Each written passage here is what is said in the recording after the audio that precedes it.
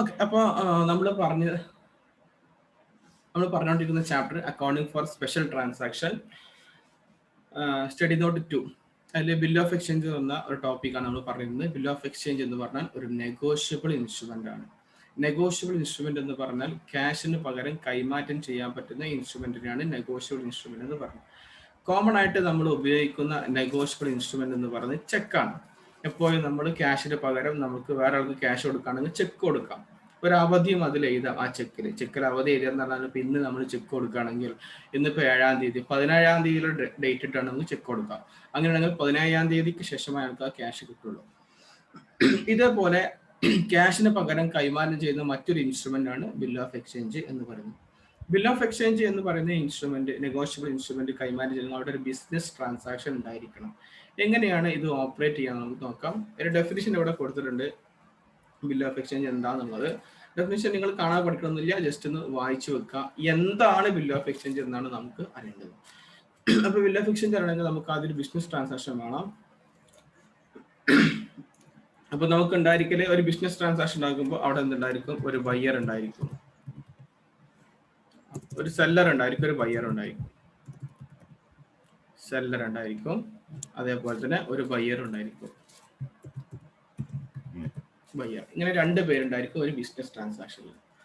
Seller goods വിൽക്കുന്നു, അതാണ് seller ചെയ്യുന്ന പരിപാടി. സെല്ലറ് ഗുഡ്സ് വിൽക്കുന്നു ബയ്യർക്ക്, ബയ്യർക്ക് ആള് ഗുഡ്സ് കൊടുക്കുന്നു. ഇതാണ് ഒരു ബിസിനസ് ട്രാൻസാക്ഷൻ എന്ന് പറഞ്ഞാൽ നമ്മൾ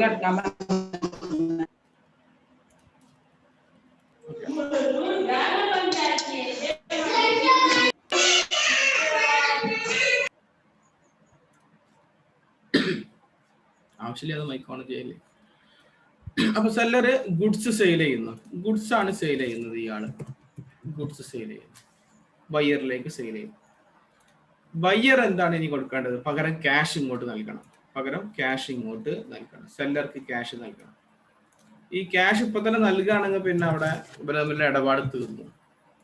ക്യാഷ് ഉടനെ തന്നെ നൽകുകയാണെങ്കിൽ ഇവിടെ തമ്മിലുള്ള ഇടപാട് തീർന്നു.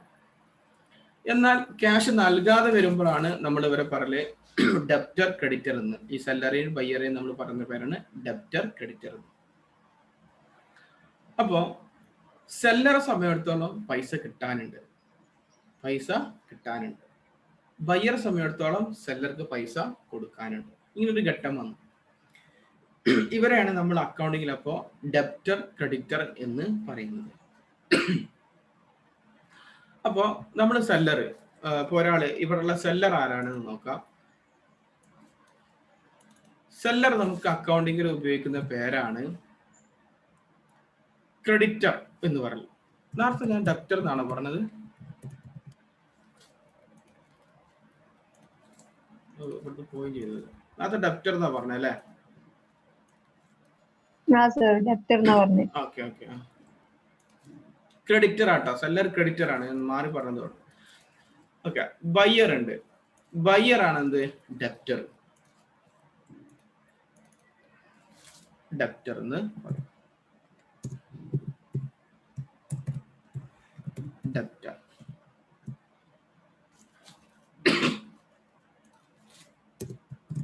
ഡെപ്റ്റർ. അപ്പൊ ഇങ്ങനെ രണ്ട് പേരുണ്ട് ഇവിടെ. ഒരു സെല്ലർ അഥവാ അക്കൗണ്ടിങ് നമ്മൾ അവർക്ക് പറഞ്ഞ പേര് ക്രെഡിറ്റർ എന്നാണ്, ബയ്യർക്ക് നമ്മൾ പറഞ്ഞ പേര് ഡെപ്റ്റർ ആണ്. അഥവാ സെല്ലർക്ക് പൈസ കിട്ടാനുള്ള ആളാണ് ക്രെഡിറ്റർ. ആരാണ് പൈസ കൊടുക്കാനുള്ള ആള്? അയാള് ഡെപ്റ്റർ. നേരത്തെ അങ്ങോട്ടും ഇങ്ങോട്ടും തിരിച്ചു എഴുതി പോയതാണ്. നേരത്തെ ഞാൻ ഡെപ്റ്ററിന് ആദ്യം എഴുതി, അല്ലെങ്കിൽ ബയ്യറിന് ആദ്യം എഴുതിയിട്ടുണ്ടായിരുന്നു, അതുകൊണ്ട് മാറിപ്പോയത്. അതിൽ കുഴപ്പമില്ല. സെല്ലറും ഉണ്ട്, ബയ്യറും. അപ്പോൾ സെല്ലർ ഗുഡ്സ് അങ്ങോട്ട് സെയിൽ ചെയ്യുന്നു, പകരം ക്യാഷ് തരുന്നു. ക്യാഷ് തരികയാണെങ്കിൽ പിന്നെ അവിടെ പ്രശ്നമില്ല, അവർ തമ്മിൽ ഇടപാട് തീർന്നു, അവരോരോ വഴിക്ക് അവർക്ക് പോവാം. ക്യാഷ് നൽകുന്നില്ല എന്നുണ്ടെങ്കിൽ നമ്മൾ അവരെ ഡെപ്റ്റർ ക്രെഡിറ്റർ എന്ന് പേരിട്ട് വിളിക്കും. ക്രെഡിറ്റർ നിന്ന് പൈസ കിട്ടാനുള്ള ആളും ഡെപ്റ്റർ തന്നെ പൈസ കൊടുക്കാനുള്ള ആളും. ഇങ്ങനെ പൈസ കൊടുക്കാനുണ്ട് ഒരാൾക്ക് പൈസ കിട്ടാനുണ്ട് എങ്കിൽ എത്ര ദിവസം കഴിഞ്ഞിട്ടാണ് ഇയാൾ പൈസ തരാ എന്നുള്ളത് സ്വാഭാവികമായിട്ട് ചോദിക്കും. അപ്പൊ അയാൾ പറയും ഞാനൊരു 10 ദിവസം കഴിഞ്ഞിട്ട് പൈസ തരാം, അല്ലെങ്കിൽ 20 ദിവസം കഴിഞ്ഞിട്ട് പൈസ തരാം, അല്ലെങ്കിൽ 1 മാസം 2 മാസം, ഇങ്ങനെ ഒരു കാലയളവ് കൊടുക്കും. ഇങ്ങനെ കാലയളവ് കൊടുക്കുമ്പോൾ സെല്ലറെ സംബന്ധിച്ചിടത്തോളം ഒരു ഭീതി ഉണ്ടായിരിക്കും, ഒരു പേടി ഉണ്ടായിരിക്കും. ഈ ഡെപ്റ്റർ എങ്ങാനും മുങ്ങിയാലോ, അയാൾ പൈസ തരാമെന്ന് പറഞ്ഞിട്ട് തന്നിട്ടില്ലാണെങ്കിൽ ആർക്ക് നഷ്ടമാണ്? ക്രെഡിറ്റർക്ക് നഷ്ടം, അഥവാ സെല്ലർക്ക് നഷ്ടം. അതുകൊണ്ട് ഡെപ്റ്ററെ കയ്യിൽ നിന്ന് ഒരു പേപ്പർ ഒപ്പിട്ട് വാങ്ങും. നിങ്ങൾ എനിക്ക് ക്യാഷ് തരാണ്ട് എന്ന് പറഞ്ഞാണ്ട് പേര് എഴുതി ഒപ്പിട്ട് വാങ്ങും. ആ ഒരു പേപ്പറിനെയാണ് നമ്മൾ ബില്ല് എന്ന് പറയുന്നത്. അപ്പോൾ ഇവിടെ സെല്ലറെ സംബന്ധിച്ചിടത്തോളം സെല്ലർ ഒരു പേപ്പർ തയ്യാറാക്കും, ഒരു പേപ്പർ എടുക്കും. ആ പേപ്പറിൽ അയാൾ എഴുതി തയ്യാറാക്കും കുറച്ച് കാര്യങ്ങൾ. ഇതൊരു പേപ്പർ എന്ന് കൂട്ടി. കാരണം ഇവിടെ പൈസ കിട്ടാനുള്ള ആരാ?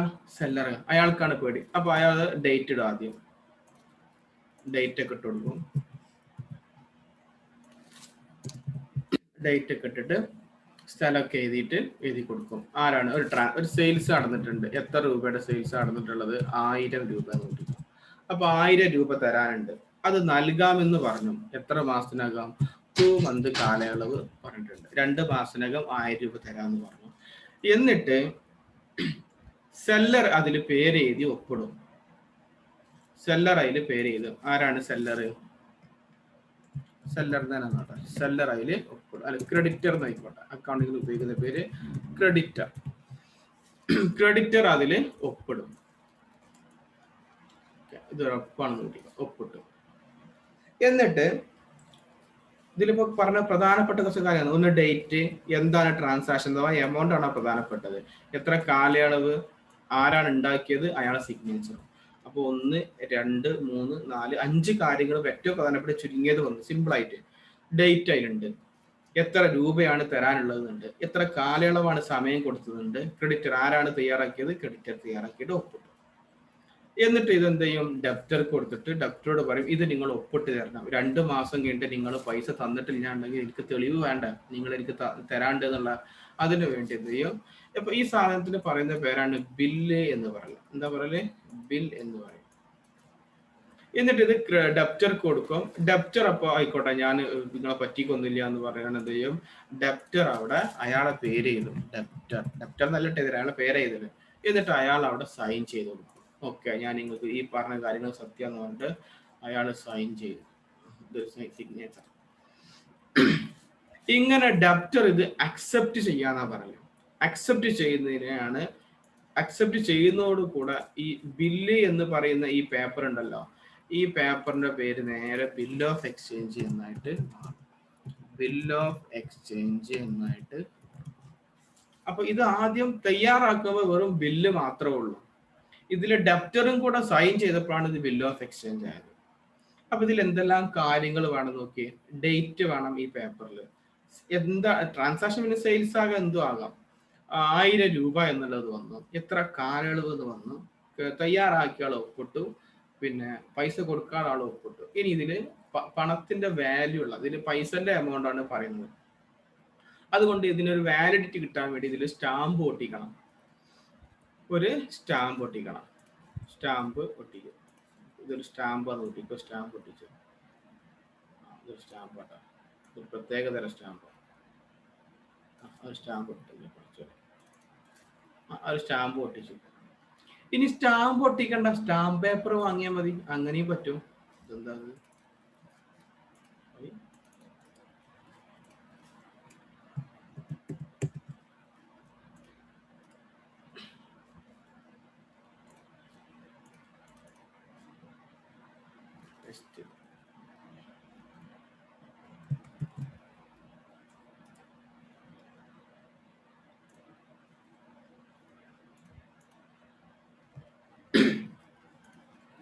ഒരു സ്റ്റാമ്പ് ഒട്ടിച്ചിരുന്നു, അത്ര കിട്ടിയാൽ മതി. അപ്പൊ സ്റ്റാമ്പ് ഒട്ടിച്ചു. അപ്പൊ സ്റ്റാമ്പ് അതിൽ വേണം. അപ്പൊ ഡേറ്റ്, സ്റ്റാമ്പ്, എമൗണ്ട്, പീരീഡ്, കാലയളവ്, ക്രെഡിറ്റർ ഒപ്പിടണം, ഡെപ്റ്റർ ഒപ്പിടണം. ഇത്രയും കാര്യങ്ങൾ എഴുതി കഴിഞ്ഞാൽ ബിൽ ഓഫ് എക്സ്ചേഞ്ച് ആയി. അപ്പൊ ആദ്യം ഇത് വെറും ബില്ല് മാത്രമായിരുന്നു. പിന്നെ ഇത് ഡെപ്റ്ററും കൂടെ ഇത് ഒപ്പിട്ടപ്പോഴാണ് ഇത് ബിൽ ഓഫ് എക്സ്ചേഞ്ച് ആയത്. ബിൽ ഓഫ് എക്സ്ചേഞ്ച് ആയി കഴിഞ്ഞാൽ ഇതൊരു നെഗോഷ്യബിൾ ഇൻസ്ട്രുമെന്റ് ആവുള്ളൂ. ഇപ്പൊ ഈ സംഭവം ആരുടെ കയ്യിലായിരിക്കും? ഈ ബിൽ ഓഫ് എക്സ്ചേഞ്ച് ആദ്യം സെല്ലർ ഇത് തയ്യാറാക്കിയിട്ട് ഈ ഒരു സാധനം ആർക്ക് നൽകി? ബയ്യർക്ക് നൽകി. എന്നിട്ട് ബയ്യർ ഒപ്പിട്ടു. ഇപ്പോഴാണ് ഇത് ബിൽ ഓഫ് എക്സ്ചേഞ്ച്. അപ്പൊ ഇപ്പൊ അത് ആരുടെ കയ്യിലുള്ളത്? ഡെപ്റ്ററുടെ കയ്യിലുള്ളത്. ഇപ്പൊ ഇത് ഡെപ്റ്ററുടെ കയ്യിലാണ്. ഡെപ്റ്റർ ഇത് ആർക്കാണ് നൽകും? ക്രെഡിറ്റർക്കാണ് നൽകും. എന്നിട്ട് ക്രെഡിറ്റർ എടുത്തു വെക്കും. എന്നിട്ട് 2 മാസം കഴിഞ്ഞിട്ട് അയാളോട് പോയി പറയും നിങ്ങൾ എനിക്ക് 2 മാസം മുമ്പ് ഞാൻ എനിക്ക് സെയിൽ ചെയ്തതിന്റെ പൈസ തരാനുണ്ട്, ആ ക്യാഷ് തരണം. അപ്പോൾ ഡെപ്റ്റർ ചോദിക്കും എന്ത് തെളിവാണുള്ളത്? അപ്പോൾ തെളിവാണ് കാണിച്ചു കൊടുക്കും, അയാൾ പൈസ തരേണ്ടി വരും. അയാൾ തന്നിട്ടില്ലാണെങ്കിൽ ഇത് നമുക്ക് കോടതിയിൽ കേസാക്കി മാറ്റാം. അപ്പോൾ അതിനൊക്കെ ഇത് ഉപയോഗപ്പെടുത്താൻ പറ്റും. ഇതാണ് ഒരു ബിൽ ഓഫ് എക്സ്ചേഞ്ച് ഉണ്ടാകുന്ന രൂപം. ഇപ്പോൾ ഈ ബിൽ ഓഫ് എക്സ്ചേഞ്ച് എന്ന് പറഞ്ഞത് ജസ്റ്റ് പേപ്പർ ആയിരുന്നു ആദ്യം. പിന്നെ ഇത് 2 പേരും ഒപ്പിട്ടപ്പോഴാണ് ഇത് എന്തായിട്ട് മാറിയത്? ബിൽ ഓഫ് എക്സ്ചേഞ്ച് ആയത്. അപ്പൊ ഇവിടെയുള്ള പാർട്ടികൾ ആരൊക്കെ നോക്കാം? ഒന്ന് സെല്ലർ അഥവാ ക്രെഡിറ്റർ. ക്രെഡിറ്റർ ആണ് ഇത് തയ്യാറാക്കിയത്. അതുകൊണ്ട് ക്രെഡിറ്റർ നമ്മൾ ഈ ബിൽ ഓഫ് എക്സ്ചേഞ്ചിന്റെ പേരിൽ നമ്മൾ വിളിക്കുന്ന പേരാണ് ഡ്രോയർ. എന്താ പറയുക? ഡ്രോയർ എന്ന് പറയും. ആരാണ് ഇത് അക്സെപ്റ്റ് ചെയ്തത്? ബയ്യർ അഥവാ ഡെപ്റ്റർ. അയാളെ നമ്മൾ ഡ്രോയി എന്നും പറയും. ദ്രോഹി അല്ല, ഡ്രോയി എന്നും പറയും. ഇങ്ങനെ 2 പേര് എക്സ്ട്രാ വർക്ക് കൊടുക്കുന്നു. സെല്ലർക്ക് എന്ത് വന്നു? ഡ്രോയർ എന്നും വന്നു. അക്സെപ്റ്റ് ചെയ്ത ഡെപ്റ്റർക്ക് ഡ്രോയി എന്നും പേര് വന്നു. ഈ ഡ്രോയുടെ കയ്യിലാണ് ഇപ്പോൾ ഉള്ളത്. കാരണം ഡ്രോയർ തയ്യാറാക്കുമ്പോൾ ബില്ല് മാത്രമേ ഉള്ളൂ. ബിൽ ഓഫ് എക്സ്ചേഞ്ച് ആകുന്ന എപ്പോഴാണ്? ഡ്രോയി അത് അക്സെപ്റ്റ് ചെയ്യുന്നതാണ്. ഇനി ഈ സാധനം പണത്തിന് പകരം കൈമാറ്റം ചെയ്യാൻ പറ്റുന്ന പറഞ്ഞു, അഥവാ ക്യാഷ് കൊടുക്കുന്നതിന് പകരം കൈമാറ്റം ചെയ്യാം. അപ്പൊ അത് ബിൽ ഓഫ് എക്സ്ചേഞ്ച് ആയി. ഈ ബിൽ ഓഫ് എക്സ്ചേഞ്ച് ഇനി ആർക്കാണ് നൽകും? ഡെപ്റ്റർ സെല്ലർക്ക് തന്നെ തിരിച്ചു നൽകും. അങ്ങനെയാണെങ്കിൽ സെല്ലർ സംബന്ധിച്ചുള്ള ആ ബിൽ ഓഫ് എക്സ്ചേഞ്ച് കിട്ടും. അപ്പൊ അയാള് അക്കൗണ്ടിങ് എൻട്രി ഇടും. കാരണം അക്കൗണ്ടിങ്ങിൽ ഫിനാൻഷ്യൽ ക്യാരക്ടർ ആയിട്ട് എന്ത് ട്രാൻസാക്ഷൻ നടന്നു കഴിഞ്ഞാൽ അപ്പൊ എൻട്രി ഇടും. അപ്പൊ ഇയാളെ സംബന്ധിച്ചിടത്തോളം ബില്ല് കിട്ടി. അപ്പൊ ഇയാൾ എഴുതി വെക്കല് bills receivable account. Bills receivable account. ക്യാഷിന് പകരം കിട്ടിയാലേ, ക്യാഷ് കിട്ടുമ്പോൾ ഡെബിറ്റ് ചെയ്യണം, അതേപോലെ ബില്ല് കിട്ടുമ്പോൾ ഡെബിറ്റ് ചെയ്യണം. Bills receivable account debtor to. ഞാൻ ഡയറക്റ്റ് എൻട്രിയിലേക്ക് പോകുന്നത്, അഥവാ ഇനി ഓരോ കാര്യങ്ങളും വിശദീകരിക്കാത്തത് ഓൾറെഡി നമ്മൾ പഠിച്ച കാര്യം അതുകൊണ്ടാണ്. എന്തെങ്കിലും സംശയം ഉണ്ടെങ്കിൽ നിങ്ങൾക്ക് ചോദിക്കട്ടെ. ബിൽസ് റിസീവബിൾ അക്കൗണ്ട് ഡെപ്റ്റർ ആരാ തന്നത്? ഡെപ്റ്റർ. ഇതെങ്ങനെ ഒരു സംഭവം? ഇങ്ങനെ തരുമ്പോഴത്തിനാണ് എൻട്രി ഇടല. ഇൻ കേസ് ഇത് ക്യാഷ് ആയിട്ട് അയാൾ തരാനുണ്ടെങ്കിൽ എന്തായാലും കണ്ടു വരല്? ഇപ്പൊ നമ്മൾ സെയിൽ ചെയ്തിരുന്നു, ആ സെയിൽ ചെയ്യുന്ന പകരം അയാൾ ക്യാഷ് തരാണ് 1000 രൂപ. അങ്ങനെയാണെങ്കിൽ നമ്മൾ എന്താ എൻട്രി ഇടല്? Cash account debtor to debtors. Cash account debtor to debtors. എത്ര രൂപ? 1000 രൂപ. ഇതാണ് നമ്മൾ ക്യാഷ് കിട്ടുകയാണെങ്കിൽ എൻട്രി ചെയ്തത്. ഈ ക്യാഷ് തരുന്നതിന് പകരം 2 മാസത്തേക്കാണ് ഇയാൾ എന്ത് തന്നിട്ടുള്ളത്? ബിൽസ് റിസീവബിൾ തന്നിട്ടുള്ളത്. അപ്പൊ നമ്മൾ ക്യാഷിന്റെ സ്ഥലത്ത് എന്താക്കി മാറ്റിയാൽ മതി? Bills receivable. കാരണം ക്യാഷിന് മുമ്പ് നമുക്ക് എന്ത് ചെയ്യാം? ചെക്കാണ് തരണേണ്ടെങ്കിൽ എന്തായിരിക്കും നമ്മൾ എൻട്രി ചെയ്തത്? Bank account to debtors. അപ്പോൾ ക്യാഷ് കിട്ടുകയാണെങ്കിൽ ക്യാഷ് അക്കൗണ്ട് ഡെപ്റ്റേഴ്സ്, ചെക്ക് കിട്ടുകയാണെങ്കിൽ ബാങ്ക് അക്കൗണ്ട് ഡെപ്റ്റേഴ്സ്. അപ്പോൾ ക്യാഷിന് പകരം ചെക്ക് കിട്ടിക്കഴിഞ്ഞാൽ നമ്മൾ എന്ത് ചെയ്യും? എൻട്രി ചെയ്തു. അതിന് കാരണം എന്താ? ചെക്ക് ഒരു നെഗോഷ്യബിൾ ഇൻസ്ട്രുമെന്റ് ആണ്. അതേപോലെ മറ്റൊരു നെഗോഷ്യബിൾ ഇൻസ്ട്രുമെന്റ് ആണ് ബിൽ ഓഫ് എക്സ്ചേഞ്ച്. അപ്പോൾ ബിൽസ് റിസീവബിൾ എന്ന് പറഞ്ഞിട്ട് നമ്മൾ എൻട്രി ചെയ്യും. Bills receivable account debtor to debtors എന്ന് പറഞ്ഞിട്ട് അത് കാണിക്കും. ക്യാഷ് കിട്ടിയ പോലെ തന്നെ.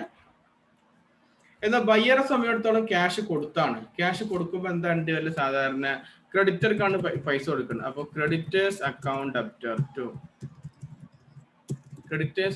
ഡെപ്റ്റർ ടു ബിൽസ് പേയബിൾ എന്നാണ് ഇയാൾ കാണിക്കല്.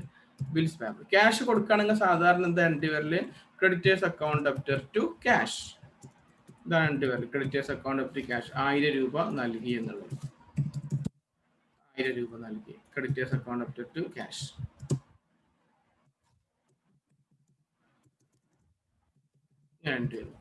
എന്നാൽ ഇയാൾ ക്യാഷിന് പകരം ചെക്കാണ് നൽകുന്നുണ്ടെങ്കിലോ ടു ക്യാഷ് എന്നതിന് പകരം ടു ബാങ്ക് എന്നായി മാറും. ഈ ചെക്കും അല്ല നൽകുന്നത്, അതിന് പകരം വേറെ negotiable instrument bill of exchange എന്നാ പറഞ്ഞത്. അപ്പൊ നമ്മൾ ബിൽസ് പേയബിൾ എന്ന് പറഞ്ഞു. അപ്പൊ നോക്കിയ 2 പേര് 2 എണ്ണം എഴുതിയത്. ഒരാൾ എഴുതി വെച്ചത് ബിൽസ് റിസീവബിൾ എന്ന, ഒരാൾ എഴുതി വെച്ചത് ബിൽസ് പേയബിൾ എന്നാണ്. എന്താ ഇങ്ങനെ വ്യത്യാസം ഉണ്ടാകാൻ കാരണം എന്ന് വെച്ച് കഴിഞ്ഞാൽ ഇത് ബിൽ ഓഫ് എക്സ്ചേഞ്ച് ആണ്. കിട്ടുന്ന ആളെ സമയത്തോളം അത് ബിൽസ് റിസീവബിളും, നൽകുന്ന ആളെ സമയത്തോളം അയാൾക്ക് ബിൽസ് പേയബിളും. അപ്പൊ നൽകുന്ന ആൾക്ക് ഇതൊരു ബാധ്യതയാണ്, ഈ സാധനത്തിന്റെ പൈസ പിന്നീട് നൽകണം എന്നുള്ള. അതുകൊണ്ട് അതിന് ബിൽസ് പേയബിൾ എന്ന് പറഞ്ഞു. പേയബിൾ നൽകാനുണ്ട്, ഈ ബില്ലിന്റെ പൈസ നൽകാനുള്ളതാണ് എന്ന് കാണിക്കുന്നു. കിട്ടുന്ന ആളെ സമയത്തോളം ബില്ലാണ് കിട്ടിയത്, അപ്പൊ ബിൽസ് അത്രേ ഉള്ളൂ. റിസീവബിൾ കിട്ടാനുള്ളതാണ് പൈസ എന്ന് ഐഡന്റിഫൈ ചെയ്യാനാണ് ബിൽസ് റിസീവബിൾ എന്നും ബിൽസ് പേയബിൾ എന്നും കാണിക്കുന്നത്. ഇപ്പൊ ക്യാഷിന് പകരം ഡെപ്റ്റർ സെല്ലർക്ക് ഇത് കൊടുത്തു. ഇപ്പൊ ഉദാഹരണത്തിന് ഇന്നാണ് നൽകിയത്. ഇന്ന് എത്ര ഡേറ്റ്? 7-ാം തീയതി. 7/10/2020 കിട്ടിയത്. ഇയാൾ നൽകിയത് അപ്പൊ അതേ ഡേറ്റ് തന്നെ 7/10/2020 നൽകി. ഇനി ഈ ബില്ലില് 2 മാസമാണ് സമയം നൽകിയിട്ടുള്ളത്. ഈ 2 മാസങ്ങൾക്ക് ശേഷം ഡെപ്റ്റർ പൈസ കൊടുക്കും. 2 മാസം കഴിഞ്ഞിട്ട് പൈസ തരും എന്നുള്ളതിന്റെ ഒരു രേഖ മാത്രമാണിത്, പൈസ ആയിട്ടില്ലല്ലോ. അപ്പൊ 2 മാസം കഴിഞ്ഞാൽ പൈസ കിട്ടും. ചെക്കാണെങ്കിൽ ബാങ്കിൽ പോയാൽ പൈസ കിട്ടും. അപ്പൊ 2 മാസം കഴിഞ്ഞാൽ അന്നായിരിക്കും. ഇതിപ്പോ ഒക്ടോബർ 7-ാം തീയതിയാ, നവംബർ 7, ഡിസംബർ 7-12-12-2020 ഇയാൾക്ക് പൈസ കിട്ടും. പൈസ കിട്ടുമ്പോൾ എന്ത് ചെയ്തല് ബാങ്കിലേക്ക് പൈസ ഇട്ടി നോക്കാം. ബാങ്ക് അക്കൗണ്ട് ഡെപ്റ്റർ ഈ ബിൽ താഴെ തിരിച്ചു കൊടുക്കും. അപ്പൊ ഈ ബിൽസ് റിസീവബിൾ എന്ന് പറഞ്ഞ സംഭവം നമ്മളിവിടെ ഡെബിറ്റ് ചെയ്തിരുന്നു, അതങ്ങോട്ട് തിരിച്ചു കൊടുക്കും. അയാൾക്ക് പൈസ അങ്ങോട്ട് കിട്ടുമ്പോ ഇതാണ് തിരിച്ചു കൊടുത്താണ്ട് എന്തെങ്കിലും കാട്ടിക്കോറ് 1000 രൂപ അങ്ങോട്ട് കിട്ടി. ആ ബിൽസ് റിസീവബിൾ എന്ത് ചെയ്തു, ആ ഒപ്പിട്ട് തന്നാട്ട് അങ്ങോട്ട് തിരിച്ചു കൊടുത്തു 1000 രൂപ. അപ്പൊ ബാങ്കിലേക്ക് കാണിച്ചത്, കാരണം അക്കൗണ്ടിലേക്കാണ് പൈസ മുഴുവൻ വരല്. ഇതേപോലെ 7-12-2020 ഇയാൾ എന്ത് ചെയ്യണം, പൈസ കൊടുക്കണം. പൈസ കൊടുക്കുമ്പോൾ എന്ത് ചെയ്യും, നേരത്തെ പൈസ കൊടുക്കാനുള്ള പോലെ കാണിച്ചത് ബിൽസ് പേബിൾ എന്ന് പറഞ്ഞിട്ട് ആ ബിൽസ് പേബിൾ അവിടെ ഒഴിവാക്കണം. ഇനി അതില്ല, ഇയാൾ പൈസ കൊടുത്തു. അപ്പൊ ബിൽസ് പേബിൾ അക്കൗണ്ട് ഒഴിവാക്കി. Bills payable account debtor to പകരം എന്ത് ചെയ്തു, ക്യാഷ് കൊടുത്തു അല്ലെങ്കിൽ ചെക്ക് കൊടുത്തു. അതിനാണ് ബാങ്ക് എന്ന് പറഞ്ഞ് കാണിക്കും. ബാങ്ക് 1000 രൂപ. ഇതാണ് ബിൽ ഓഫ് എക്സ്ചേഞ്ചിന്റെ എൻട്രി. ഇത്ര ഉള്ളൂ, സിമ്പിൾ പരിപാടി. അപ്പൊ ആദ്യം തന്നെ ഈ പൈസ കൊടുക്കുകയാണെങ്കിൽ പ്രശ്നമൊന്നും ഇല്ലായിരുന്നു. പക്ഷെ പൈസ കൊടുക്കാനില്ലായിരുന്നു. അപ്പൊ എന്ത് ചെയ്തു, കുറച്ച് സമയം ചോദിച്ചു. ആ സമയം ചോദിച്ചപ്പോൾ ഒരു പേപ്പർ ഉണ്ടാക്കി ഒപ്പിട്ട് കൊടുത്തു. അപ്പൊ ആ ഒപ്പിട്ട് കൊടുത്തപ്പോൾ അത് ബില്ല് ഓഫ് എക്സ്ചേഞ്ച് ആയി. അതൊരു നെഗോഷ്യബിൾ ഇൻസ്ട്രുമെന്റ് ആണ്. അതുകൊണ്ട് അക്കൗണ്ടിങ്ങിൽ കാണിക്കേണ്ടി വന്നു. എന്താണ് ബില്ല് കിട്ടുമ്പോൾ കാണിച്ചത്, 7-10-2020 ബിൽസ് റിസീവബിൾ അക്കൗണ്ട് ഡെപ്റ്റേഴ്സ് എന്ന് പറഞ്ഞ് സെല്ലർ കാണിച്ചു. സെല്ലർ അഥവാ ഡ്രോയർ എന്നൊക്കെ പറയാം. സെല്ലർ എന്ന് പറയാം, ഡ്രോയർ എന്ന് പറയാം, ക്രെഡിറ്റർ എന്ന് പറയാം. സെല്ലർ എന്ന് പറയാം, ഡ്രോയർ എന്ന് പറയാം, ക്രെഡിറ്റർ എന്ന് പറയാം. അപ്പൊ സെല്ലറുടെ ബുക്കിൽ അയാൾക്ക് ബില്ല് കിട്ടിയതുപോലെ കാണിച്ചു. എന്നിട്ട് പിന്നീട് 2 മാസങ്ങൾക്ക് ശേഷം അത് ക്യാഷ് ആയി കിട്ടിയപ്പോൾ ക്യാഷ് കിട്ടി, എന്റെ ബില്ല് ഒഴിവാക്കി കൊടുത്തു. ബില്ല് അപ്പോൾ ആർക്ക് കൊടുക്കും, ഡെപ്റ്റർക്ക്. ഡെപ്റ്ററെല്ലാം ഒപ്പിട്ടത് അയാൾ ഞാൻ കീറി കളി, ഇനി പൈസ കൊടുക്കാനൊന്നുമില്ല പറഞ്ഞിട്ട്. അതേപോലെ ഡെപ്റ്റർ സമയത്തോളം ആദ്യം പൈസ കൊടുക്കാണ്ടായിരുന്നു. അപ്പൊ അതിന് പകരം ബില്ല് ഒപ്പിട്ട് കൊടുത്തപ്പോൾ ബിൽസ് പേബിൾ എന്ന് കാണിച്ചു. എന്നിട്ട് പിന്നീട് 2 മാസം കഴിഞ്ഞപ്പോൾ പൈസ കൊടുത്തപ്പോൾ ബിൽസ് പേബിൾ അക്കൗണ്ട് ഡെപ്റ്റ്. ഇത്രേ ഉള്ളൂ. ഇതാണ് ബിൽ ഓഫ് എക്സ്ചേഞ്ചിന്റെ ചാപ്റ്റർ ട്രാൻസാക്ഷൻ. ഇതിപ്പോ 2 മാസം കഴിഞ്ഞിട്ട പൈസ കിട്ടിയത്. 2 മാസം കഴിഞ്ഞിട്ട പൈസ തരുന്ന അയാൾ നേരത്തെ പറഞ്ഞാണ്. കാരണം അവിടെ എഴുതി നിൽക്കണ ഇവര് തമ്മിൽ എഴുതിണ്ടാക്കിയ എഗ്രിമെന്റ് പേപ്പറാണ് ഈ ബിൽ ഓഫ് എക്സ്ചേഞ്ച്. അതിൽ എഴുതിയിട്ടുണ്ട് 2 മാസം കഴിഞ്ഞിട്ടേ പൈസ തരുള്ളൂ എന്നുള്ളത്. അങ്ങനെയാണ് 2 മാസം എന്നാണ് എഴുതിയിട്ടുള്ളത് എങ്കിൽ അതിനിടയിൽ ഇയാൾക്ക് ക്യാഷ് ആവശ്യം വന്നാൽ എന്ത് ചെയ്യും? ഇപ്പോ ഇത് 7-10, ഇന്നാണ് 7-10. 7-12 എന്ന് പറയുമ്പോൾ എത്ര സമയം എടുക്കും? ഇനി 2 മാസം എടുക്കും. ഇയാൾക്കാണെങ്കിൽ പെട്ടെന്ന് ക്യാഷ് ആവശ്യമുണ്ട്. അങ്ങനെയാണ് എങ്കിൽ എന്ത് ചെയ്യുമെന്നുള്ളതാണ് ഇനി നമ്മൾ നോക്കുന്നത്. അതൊരു ഓപ്ഷനായിട്ട് ഇയാൾക്ക് പെട്ടെന്ന് ക്യാഷ് ആവശ്യമുണ്ട്. അപ്പൊ എന്ത് ചെയ്യാം? രണ്ടാമത്തെ ഓപ്ഷൻ, 2 മാസം ഏതായാലും കാത്തുന്നു. 2 മാസം കഴിഞ്ഞിട്ട് നമ്മൾ ഡിസംബർ 7-ാം തീയതി ആയപ്പോൾ നിങ്ങൾ ചെന്ന് പൈസക്ക് അപ്പൊ എവിടെ നിങ്ങള് ആ പൈസ ഇങ്ങോട്ട് കാട്ടിക്കാണി. അപ്പൊ ഏത് പൈസ? അപ്പൊ നിങ്ങൾ ഇന്നാള് പറഞ്ഞില്ല പൈസ ഉണ്ട് തരാനുണ്ട് എന്നുള്ള എഴുതി തന്ന് ഒപ്പിട്ട പേപ്പർ ഇതാന്നൊക്കെ പറഞ്ഞ് കാണിച്ചു. എൻ്റെ അടുത്ത് പൈസ ഇല്ല എന്ന് പറഞ്ഞു. 2 മാസം കഴിഞ്ഞിട്ടും അയാളുടെ കയ്യിൽ പൈസ ഇല്ല എന്ന് കഴിഞ്ഞാൽ നമ്മൾ എന്ത് കാട്ടും? അങ്ങനെ പൈസ അന്ന് തന്നില്ല അഥവാ 2 മാസം കഴിഞ്ഞിട്ടും പൈസ തന്നില്ല, അപ്പൊ എന്ത് ചെയ്യും? അപ്പൊ 2 ഓപ്ഷനായി. ഒന്ന്, നമുക്ക് ഇപ്പൊ തന്നെ പൈസ ആവശ്യം വന്നു, അപ്പൊ നമ്മൾ എന്ത് ചെയ്യും? 2, നമ്മൾ കാത്തു നിന്ന് വെയിറ്റ് ചെയ്തു എന്നിട്ട് പൈസ കിട്ടിയില്ല, അങ്ങനെയാണെങ്കിൽ നമ്മൾ എന്ത് ചെയ്യും? ഇങ്ങനെ 2 ഓപ്ഷൻ നമ്മുടെ മുമ്പിലുണ്ട്. ഒന്ന്, അയാൾ കൃത്യമായിട്ട് പൈസ തന്നു. അത് ഇവിടെ നമ്മൾ എഴുതിയിട്ടാ കൃത്യമായിട്ട് അയാൾ പൈസ തന്നു. ഇതാണ് ഏറ്റവും ഒന്നാമത്തെ കാര്യം. ഒന്നാമത്തത് അയാൾ പൈസ കൃത്യമായിട്ട് തന്നു. ഇനി ഒന്ന്, അയാൾ തന്നീല എന്നുള്ളൊരു ഓപ്ഷൻ ഉണ്ട്. അങ്ങനെയാണെങ്കിൽ എന്ത് ചെയ്യാൻ നോക്കാം എന്നിട്ട് പിന്നെ നമുക്ക് നോക്കാം നേരത്തെ കിട്ടണമെന്നുള്ളത്. അഥവാ 7-10 ഇന്ന് നമ്മൾ ബില്ലൊക്കെ തയ്യാറാക്കി 2 പേരും കൈ കൊടുത്ത് പിരിഞ്ഞു പോയി. എന്നിട്ട് 2 മാസം കഴിഞ്ഞ് പൈസ തരാമെന്ന് പറഞ്ഞ് പോയതാ. പൈസ തരികയാണെങ്കിൽ നമ്മൾക്ക് ഇങ്ങനെ എൻട്രി ഇടും. ഇപ്പൊ നമ്മൾ ചെയ്ത പോലെ എൻട്രി ഇടും. പൈസ തരികയാണെങ്കിലും കൊടുക്കുകയാണെങ്കിലും ഇതിട്ടോ. ഇനി ഈ സമയത്ത് ഇയാൾ കൊടുത്തില്ല, മറ്റാൾക്ക് പൈസ കിട്ടിയില്ല, അതിനെ പറഞ്ഞ പേരാണ് ബില്ല് ഡിസോണർ ആകുക. ഇവിടെ പൈസ കൊടുത്തില്ലേ, അതിനെ പറഞ്ഞ പേരാണ് ബിൽ മെച്ചോർഡ് ആകുക. എന്താ പറയല്? ബിൽ മെച്ചോർഡ് ആകുക. അപ്പൊ ഈ ഒന്നാമത്തെ ആയിരുന്നു ബിൽ മെച്ചോർഡ്. രണ്ടാമത്താണ് ബിൽ ഡിസോണർ. ഡിസോണർ, ഓണർ ഇല്ലാതെ പോവുക, ഡിസോണർ ആയി. ഒന്നാമത്തെ മെച്ചോർഡായി, അഥവാ കൃത്യസമയത്ത് പൈസ കിട്ടി, നോ പ്രോബ്ലം, നല്ല മാന്യനായ എന്നെ പോലുള്ള ആളുകളാണ്. ഡിസോണർ ആയെന്ന് പറഞ്ഞ പൈസ തരാനുള്ള സമയത്ത് അപ്പൊ അയാളുടെ സ്വഭാവം മാറും. ഇപ്പൊ നിങ്ങളോടൊക്കെ ഫീസ് ചോദിക്കുമ്പോൾ അങ്ങനെയുള്ള ഫീസ് ചോദിക്കുന്ന സമയത്ത് നിങ്ങൾക്ക് 100,000 കാരണങ്ങളൊക്കെ ഉണ്ടാവും. ഞങ്ങളെ കുറ്റപ്പെടുത്തില്ല ഉണ്ടാവും. ഫീസ് ചോദിക്കുന്ന സമയത്ത് നമ്മൾ എന്താ പറയും? 2-ാം തീയതി വരും സാർ, 4-ാം തീയതി വരും സാർ, 6-ാം തീയതി ഒരു 10-ാം തീയതി. പൈസ ഇല്ല സാർ, ശമ്പളം കിട്ടിയില്ല വാപ്പാക്ക്. സ്വാഭാവികമാണ്, അങ്ങനെയൊക്കെ സംഭവിക്കാം. അതേപോലെ നിങ്ങളെ ഉദാഹരണം പറഞ്ഞാണ്ട് നിങ്ങളെ വേദനിപ്പിക്കലട്ടാ, ഞാൻ പറഞ്ഞ ഒരു ഉദാഹരണമാണ്. നമ്മൾ കൃത്യസമയത്ത് പൈസ കൊടുക്കാൻ പറഞ്ഞ ഡേറ്റിൽ കൊടുക്കാൻ പറ്റിയിട്ടില്ല, അങ്ങനെയാണെങ്കിലാണ് പറഞ്ഞ് ഡിസോണർ. ഇപ്പൊ ഫീസ് അടക്കാൻ പറഞ്ഞ 5-ാം തീയതി, പക്ഷെ 5-ാം തീയതി അടക്കാൻ പറ്റണമെന്നില്ല. ചിലർ 10-ാം തീയതി അടക്കല്, ചിലർ 20-ാം തീയതി അടക്കല്, ചിലർ നേരത്തെ അടക്കും. അതൊക്കെ സംഭവിക്കാം. നമ്മൾ പറഞ്ഞ ഡേറ്റില് 7/12/2020 പൈസ ഇല്ല. അത് ചിലപ്പം അയാൾ മനഃപൂർവ്വം തരാത്തതായിരിക്കാം, ചിലപ്പോൾ അയാളുടെ കയ്യിൽ ഇല്ലാത്തതുകൊണ്ടായിരിക്കാം, പല കാരണങ്ങൾ ഉണ്ടാകാം. അത് നമുക്ക് ഉറപ്പിച്ചു പറയാൻ പറ്റില്ല. ഡിസോണർ എന്ന് പറഞ്ഞാൽ അയാൾ മുങ്ങിയതാണെന്ന് ഉറപ്പിക്കാൻ പറ്റില്ല.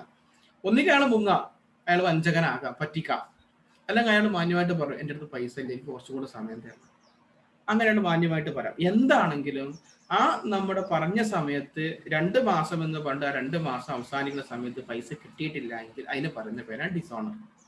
അപ്പോൾ ഒരാൾ മുങ്ങി എന്ന് ഡിസോണർ നമുക്ക് ഉറപ്പിക്കാൻ പറ്റൂല. നമ്മുടെ മെച്യൂരിറ്റി ടൈമിൽ അയാൾക്ക് പൈസ കൊടുക്കാൻ കഴിഞ്ഞില്ല എന്നുള്ളതേ പറയാൻ പറ്റുള്ളൂ. ഓക്കെ, പല ആളുകൾ പറഞ്ഞ ഡിസോണർ എന്ന് പറഞ്ഞു കഴിഞ്ഞാൽ പൈസ തരാതെ മുങ്ങിയതാണെന്നുള്ളത്. അങ്ങനെ ഒരിക്കലും അർത്ഥമില്ല കേട്ടോ. മുങ്ങിയതല്ല, അന്ന് ആ ഡേറ്റിൽ അയാൾക്ക് പൈസ കൊടുക്കാൻ കഴിഞ്ഞില്ല. അയാൾ ചിലപ്പോൾ പിറ്റേ ദിവസം പൈസ കൊടുക്കാം, അല്ലെങ്കിൽ 2 ദിവസം കഴിഞ്ഞിട്ട് പൈസ കൊടുക്കാം, അങ്ങനെയൊക്കെ സംഭവിക്കാം. ഡിസോണർ എന്ന് പറഞ്ഞാൽ മുങ്ങിയതല്ല ഉദ്ദേശിക്കുന്നത്, അന്ന് അയാൾക്ക് പൈസ കൊടുക്കാൻ പറ്റിയില്ല. അങ്ങനെയാണെങ്കിൽ നമ്മൾ 7/10 ബില്ല് കിട്ടിയപ്പോൾ, ഇന്ന് ബില്ല് കിട്ടി, ആ ബില്ല് കിട്ടിയിട്ട് നമ്മൾ ഇങ്ങനെ 2 മാസം കാത്തുന്നു. 2 മാസം കാത്തുന്നപ്പോൾ അയാൾ പറഞ്ഞു എൻ്റെ അടുത്ത് പൈസ ഇല്ല, അല്ലെങ്കിൽ നമ്മൾ അന്വേഷിച്ചപ്പോൾ അയാളുടെ കാണുന്നില്ല, അയാൾ പോയിട്ടുണ്ട് കൊടുക്കുക. അപ്പൊ നമ്മൾ എന്ത് ചെയ്യണം? നേരത്തെ നമ്മൾ ബില്ല് കിട്ടുമ്പോൾ എന്താ എൻട്രി ചെയ്താൽ നേരെ തിരിച്ചിട്ടാണ്. ഇപ്പൊ ഡിസോണർ ആകുമ്പോൾ എന്ത് ചെയ്താൽ മതി? നേരത്തെ ഇട്ട എൻട്രി നേരെ തിരിച്ചിടാം. Debtors account debtor, debtors account debtor.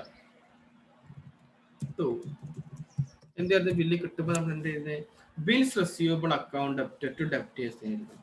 Bills receivable account debtor to debtors ആയിരുന്നു. അതിപ്പോ debtors account debtor to bills receivable എന്നാക്കിയിട്ട് തിരിച്ചെഴുതാം. Receivable, simple. ടൈപ്പ് ചെയ്ത് കൂടെ പോയി ബിൽസ് റെസീവബിൾ, ബിൽസ് റെസീവബിൾ. നേരത്തെ ഇട്ട ആ എൻട്രി നേരെ എന്ത് ചെയ്യാൻ നമ്മൾ തിരിച്ചിടുക ചെയ്തത്. ഇവിടെ നമ്മൾ ഇട്ടിരുന്ന എൻട്രി ഉണ്ടല്ലോ, bills receivable account debtor to debtors, ഈ എൻട്രി നേരെ തിരിച്ചിട്ട് കൊടുക്കാം. എത്ര രൂപ എന്നും കൂടെ നമുക്ക് ഇതിൽ കാണിക്കാം. 1000 രൂപയായിരുന്നു. 1000 രൂപ. ഇതാണ് 2 ഓപ്ഷൻ. ഒന്ന് മെച്ചോർഡായി, രണ്ടാമതൊന്ന് ഡിസോണറായി. ഇയാളെ സമയത്തോളം എന്താ എൻട്രി ചെയ്തത്? ഡിസോണർ ആകുമ്പോൾ ഇതേപോലെ തന്നെ നേരത്തെ ബില്ല് കൊടുക്കുമ്പോൾ എന്താ entry? Creditors account to bills payable. അപ്പോൾ നേരെ തിരിച്ചെടുക്കുമ്പോൾ എന്തായിരിക്കും? Bills payable account debtor to creditors, creditors.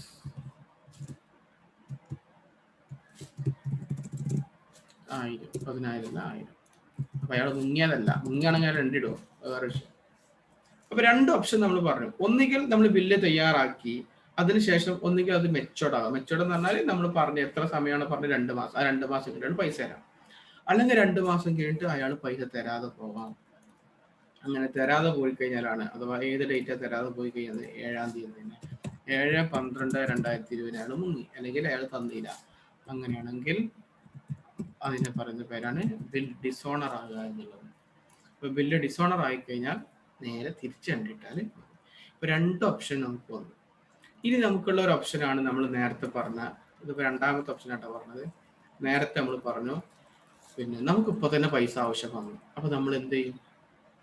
നമുക്കിപ്പോ തന്നെ നമുക്ക് പൈസ ആവശ്യമാണ്. അഥവാ ഇത് രണ്ടും ഇല്ല, നമുക്ക് 7-ാം തീയതി ബില്ല് കിട്ടി, 10-ാം തീയതി നമുക്ക് പൈസ ആവശ്യമാണ്.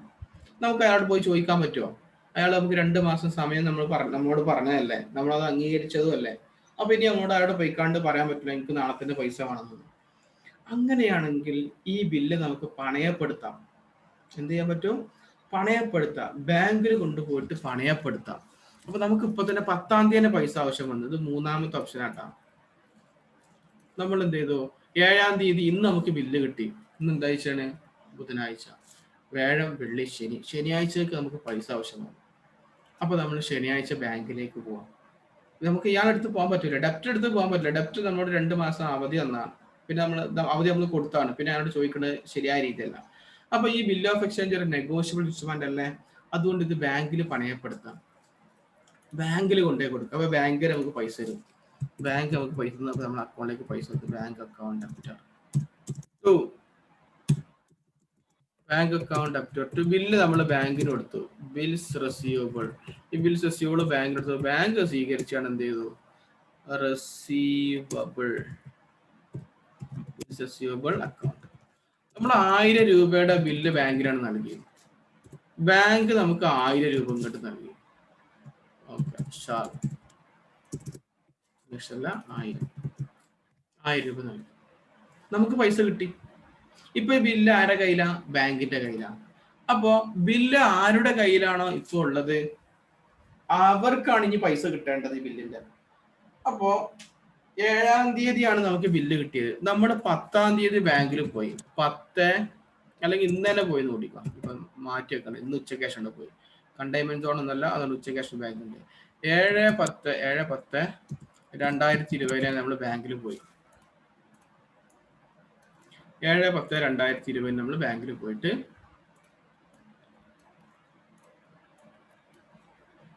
ബാങ്കിന് ഇത് ബില്ല് കൊടുത്തിട്ട് നമ്മൾ പൈസ വാങ്ങും. ഇപ്പൊ ഈ ബില്ല് ബാങ്കിന്റെ കയ്യിലാണ്. ഇനി ഡിസംബർ 7-ാം തീയതി ആവുമ്പോ ബാങ്ക് ആണ് ആരടുത്തേക്ക് പോലെ? ക്രെഡിറ്റർ അടുത്തേക്ക് പോലെ, സോറി ഡെപ്റ്റർ അടുത്തേക്ക് പോലെ. അപ്പൊ ഡെപ്റ്റർ എന്ത് ചെയ്യും? ബാങ്കിന് പൈസ കൊടുക്കും.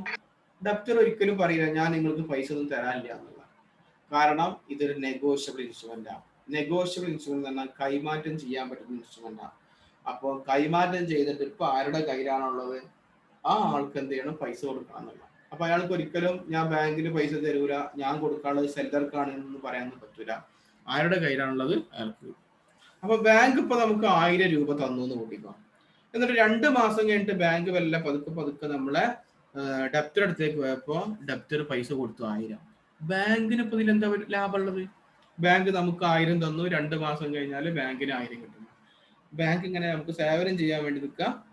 ബാങ്ക് സേവനത്തിന് നിൽക്കല്ല. ബാങ്കിന്റെ പരിപാടി എന്ന് പറഞ്ഞാല് ലോണ് പ്രൊവൈഡ് ചെയ്യുക, എന്നിട്ട് ക്യാഷ് ഇൻട്രസ്റ്റ് വാങ്ങാം. ആ ലോണും തിരിച്ചു വാങ്ങും, ഇൻട്രസ്റ്റ് വാങ്ങും. അതേപോലെ ആളുകൾ കയ്യിൽ നിന്ന് accept deposit and lending loan. ഇതാണ് ബാങ്കിന്റെ പരിപാടി. ആളുകളെ ഇന്ന് പൈസ സ്വീകരിക്കുക, ആളുകൾക്ക് പൈസ കൊടുക്കുക, എന്നിട്ട് അതിലൊക്കെ ഇൻട്രസ്റ്റ് വാങ്ങാൻ. സ്വീകരിക്കുമ്പോൾ ചെറിയ ഇൻട്രസ്റ്റ് കൊടുക്കും, ലോൺ എടുക്കുമ്പോൾ വലിയ ഇൻട്രസ്റ്റ്. അപ്പോ ബാങ്ക് 1000 രൂപ നമുക്ക് തന്നു. എന്നിട്ട് 2 മാസത്തെ ഇൻട്രസ്റ്റ് ഒരു 50 രൂപ വേണമെന്ന് നമ്മുടെ ഡെപ്റ്ററോട് പറഞ്ഞാൽ ഡെപ്റ്റർ കൊടുക്കുക. ഡെപ്റ്റർ പറയും ഇതിൽ എഴുതിയിട്ടുള്ള 1000 രൂപ അതേ ഞാൻ തരുള്ളൂ. അപ്പൊ ഡെപ്റ്ററെ കയ്യിൽ നിന്ന് എന്ത് കിട്ടൂല? ബാങ്കിന് ഇൻട്രസ്റ്റ് ഒന്നും കിട്ടൂല. അപ്പൊ അതുകൊണ്ട് ബാങ്ക് നമ്മുടെ കയ്യിൽ നിന്ന് എന്ത് ചെയ്യും? ഇൻട്രസ്റ്റ് ഈടാക്കും. ബാങ്ക് നമുക്ക് 950 തരുള്ളൂ. ബാങ്ക് നമുക്ക് 1000 തരൂല, 950 തരും. ബാക്കി ബാങ്ക് എന്ത് ചെയ്യും? ഡിസ്കൗണ്ട് എന്ന് പറഞ്ഞുകൊണ്ട് നമ്മളെ കയ്യിൽ നിന്ന് എത്ര ഈടാക്കും? 50 രൂപ അങ്ങോട്ട് പിടിക്കും. അഥവാ നമുക്ക് ചുരുക്കി പറഞ്ഞ 50 രൂപ ബാങ്ക്, സോറി 950 രൂപ ബാങ്ക് നൽകുള്ളൂ. അപ്പൊ നമുക്ക് ബാങ്ക് എത്ര നൽകും? 950 നൽകും, 1000 രൂപയുടെ ബില്ല് കൊടുത്തിട്ട്. എന്നിട്ട് ബാങ്ക് 2 മാസം കഴിഞ്ഞാൽ നേരെ ഡെപ്റ്റർ അടുത്തേക്ക് പോകും. അപ്പൊ ബാങ്കിന് അയാൾ എത്ര രൂപ നൽകും? 1000 നൽകും. അപ്പൊ ബാങ്കിനെ സംബന്ധിച്ചുള്ള നമുക്ക് 950 തന്നു, ബാങ്കിന് തിരിച്ച് 1000 കിട്ടി. ബാങ്കിന് 50 രൂപ ലാഭം. ആ 50 രൂപ ലാഭം ബാങ്കിനുള്ളത് നമുക്ക് നഷ്ടമാണ്. അതുകൊണ്ട് നമ്മൾ ഡിസ്കൗണ്ട് എന്ന് പറഞ്ഞുകൊണ്ട് 50. ഇപ്പൊ നമ്മൾ ബാങ്കിൽ കൊണ്ടുപോയി കൊടുത്തു ഈ പൈസ. ഇത് ആരറിയില്ല? ഇത് നമ്മളെ മറ്റേ മച്ചാൻ അറിയില്ല. No end. അയാൾ അപ്പൊ എൻഡ് ഒന്നും ഇടൂല. ഇത് നമ്മളെ ഇഷ്ടമാണ് ആർക്ക് കൊണ്ടുപോയി കൊടുക്കണം. നമ്മൾ ബാങ്കിന് കൊണ്ടുപോയി കൊടുത്തു, അല്ലെങ്കിൽ വേറെ ആർക്കെങ്കിലും കൊണ്ടുപോയി കൊടുത്തു, പത്തായത്തിൽ എടുത്തു വെച്ചു, എന്നൊന്നും അയാൾ അറിയേണ്ട ആവശ്യമില്ല. നമുക്ക് 7-ാം തീയതി ബില്ല് തന്നിട്ടുണ്ട്.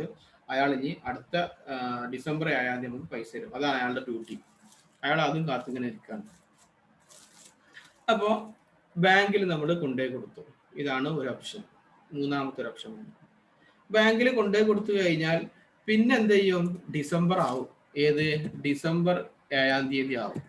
ആ സമയത്ത് ബാങ്ക് എന്ത് ചെയ്യും? നേരെ നമ്മുടെ ഡെപ്റ്റർ അടുത്തേക്ക് പോകുമ്പോൾ ഡെപ്റ്റർക്ക് പൈസ കൊടുക്കും, ബാങ്കിന് പൈസ കൊടുക്കും നമ്മുടെ ഡെപ്റ്റർ. അപ്പൊ അയാൾ എന്താ ഇതിൽ? അയാൾ ആ ബില്ല് അങ്ങോട്ട് വാങ്ങിക്കും. ബിൽസ് പേയബിൾ, അയാൾ പണ്ട് കൊടുത്ത ബില്ലാണ്. ബിൽസ് പേയബിൾ അക്കൗണ്ട് അത് വാങ്ങിച്ചാണ്ട് ഡെപ്റ്റർ എത്ര രൂപയുടെ ബില്ല്? 1000 രൂപ അങ്ങോട്ട് കൊടുക്കും.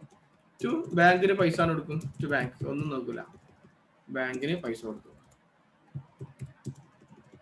ബാങ്കിന് 1000 രൂപ. ഇത് നമ്മളറിയില്ല, ഇത് നമ്മൾ അറിയേണ്ട ആവശ്യമില്ല. നമ്മളിവിടെ നോ എൻട്രി അഥവാ അതിന്റെ മെച്ചുവേർഡായി. അപ്പൊ ബില്ല് ഡിസ്കൗണ്ട് ചെയ്തു. ആദ്യം ബാങ്കിൽ കൊണ്ടുപോയിട്ട് കൊടുത്തിട്ട് പൈസ വാങ്ങുന്നതിന് പറഞ്ഞ പേരാണ് ബിൽ ഡിസ്കൗണ്ട് എന്ന് പറയുന്നത്. എന്താ പറയല്? Bill discount. Bill discount, bill discount എന്ന് പറയും. ഈ ബില്ല് ഡിസ്കൗണ്ട് ചെയ്തു, അത് പിന്നെ എന്തുമായി? അത് മെച്ചൂർഡും ആയി.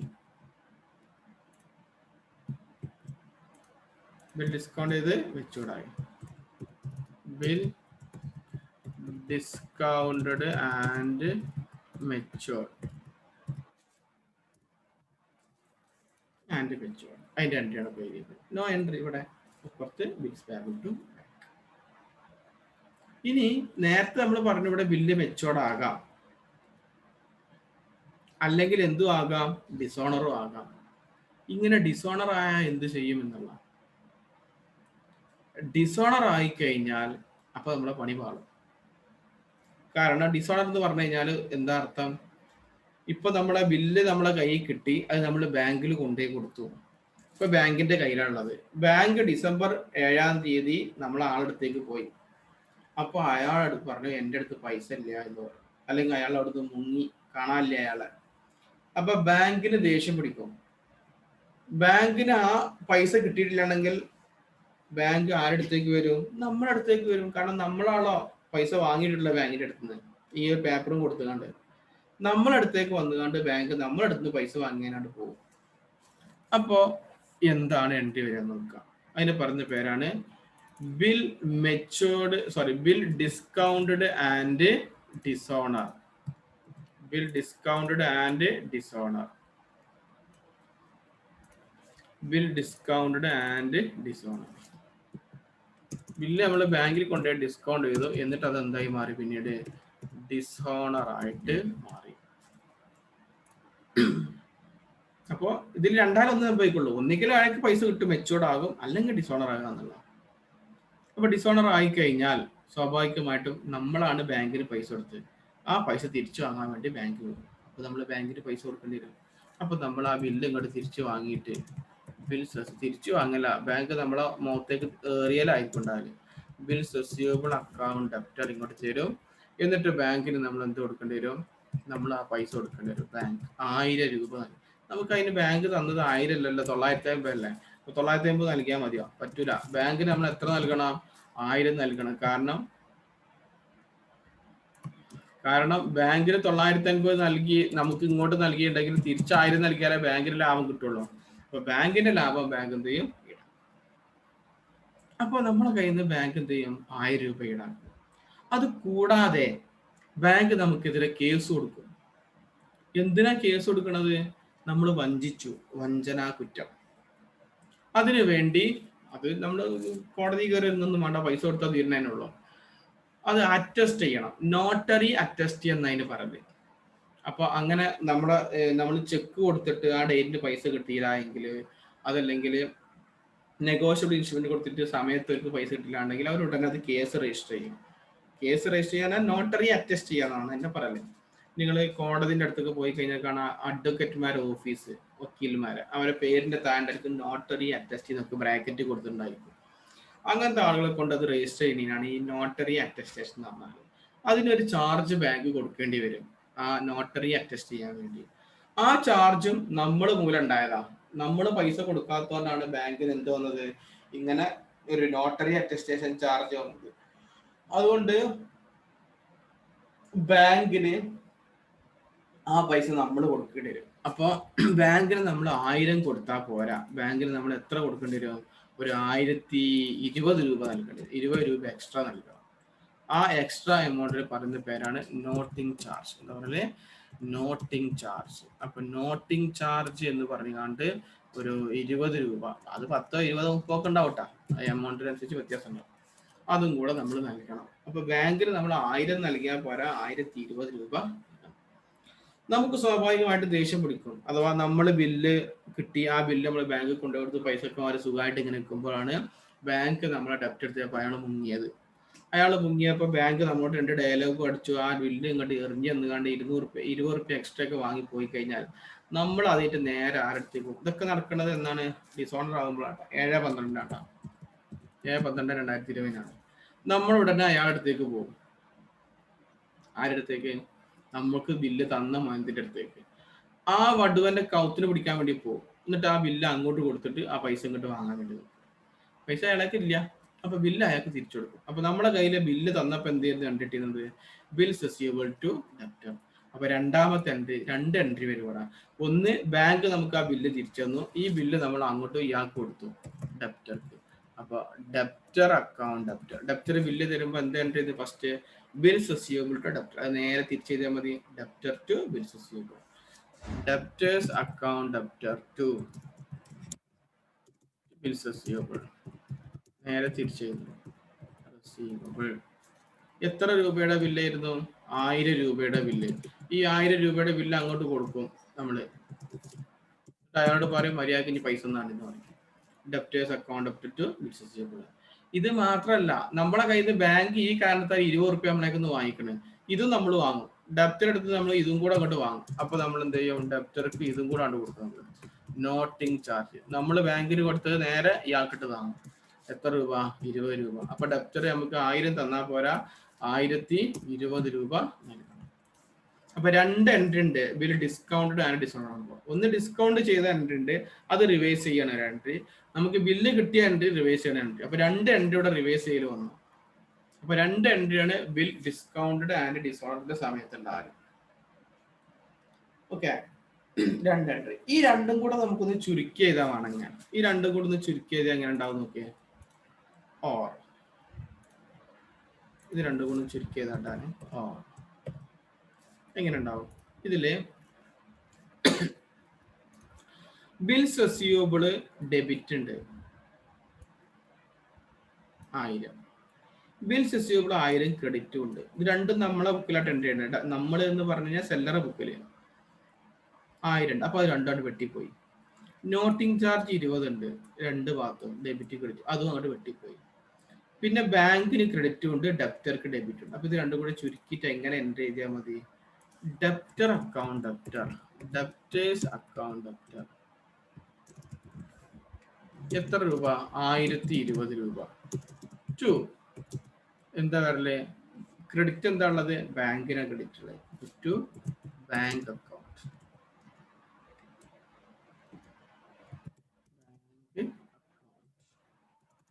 ബാങ്ക് അക്കൗണ്ടിൽ ഡെബിറ്റ് ഉള്ളത് 1020, സോറി ക്രെഡിറ്റ് ഉള്ളത് 1020 രൂപ.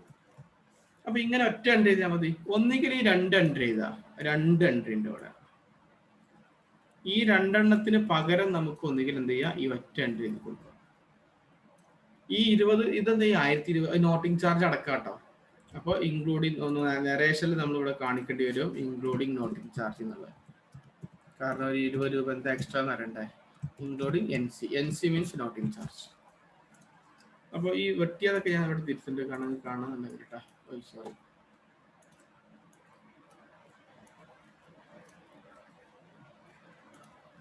അപ്പൊ ഇതാണ് എൻട്രി. ഓക്കെ, അപ്പൊ ബിൽ ഡിസ്കൗണ്ടഡ് ആൻഡ് ഡിസോണർ എന്നുള്ളതിന്റെ എൻട്രി ആണ്.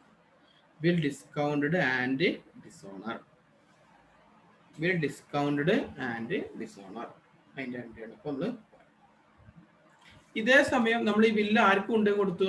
മറ്റേ കുഞ്ഞാപ്പൂന് കൊണ്ടേ കൊടുത്തു. ആ കുഞ്ഞാപ്പൂന് ബില്ല് കിട്ടുമ്പോൾ അയാൾ ചിരിച്ചുകാണ്ട് എന്ത് ചെയ്യും? നേരത്തെ ഡിസോണർ ആയപ്പോൾ എന്താ എൻട്രി? അതേ എൻട്രി ചെയ്തു. കാരണം ബില്ല് കൊടുക്കുമ്പോൾ എന്ത് ചെയ്യുന്ന entry? Creditors to bills payable. ഇപ്പൊ ആൾക്ക് ബില്ല് കിട്ടി, ബില്ല് കിട്ടുമ്പോൾ അയാൾ എൻട്രി ചെയ്തു. എന്താ എൻട്രി ചെയ്തേണ്ടത്? ആകെ ഒറ്റ എൻട്രി ചെയ്താൽ മതി. എന്തുണ്ട് ബില്ല് കിട്ടുമ്പോൾ ആ ബില്ല് കൊടുത്ത് തിരിച്ചിങ്ങോട്ട് വാങ്ങാം. ബിൽസ് ബില്ല് പൈസ തരാമെന്നും പറയും. Bills payable account, payable account debtor to creditor.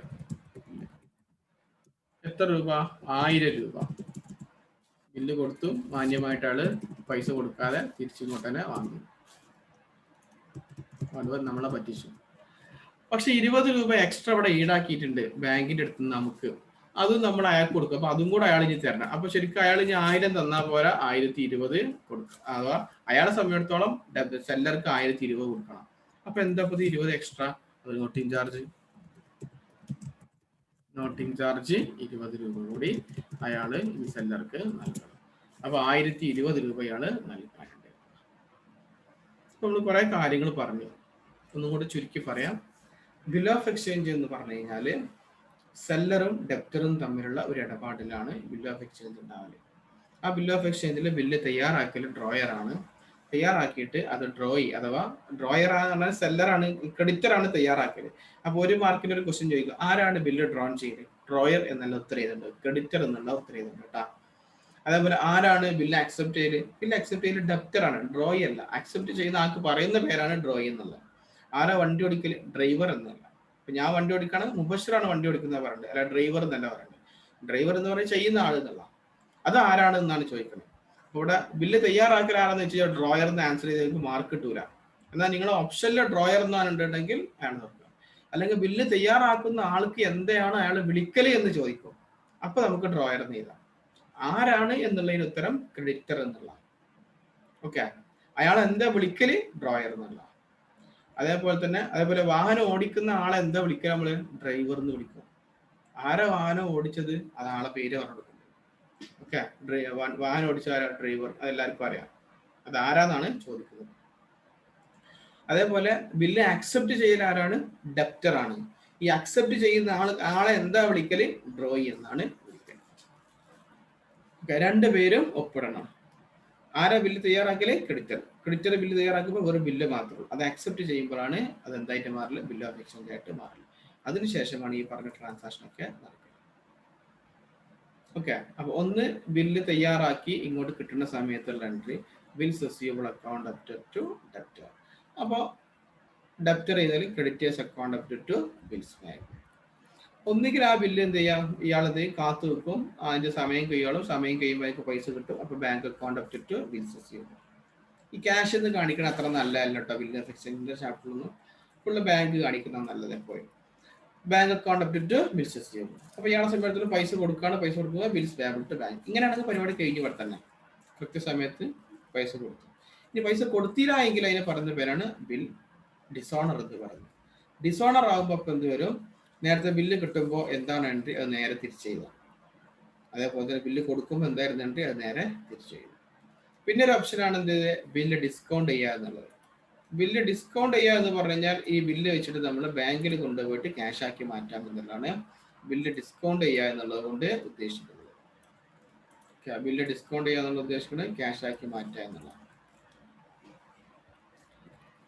അങ്ങനെ ക്യാഷ് ആക്കി മാറ്റി. അപ്പൊ നമ്മള് ഇത് ആരും അറിയില്ല, ഡെപ്റ്റർ ഒന്നും അറിയില്ല, അയാള് എൻട്രി ഒന്നും ഇടൂല.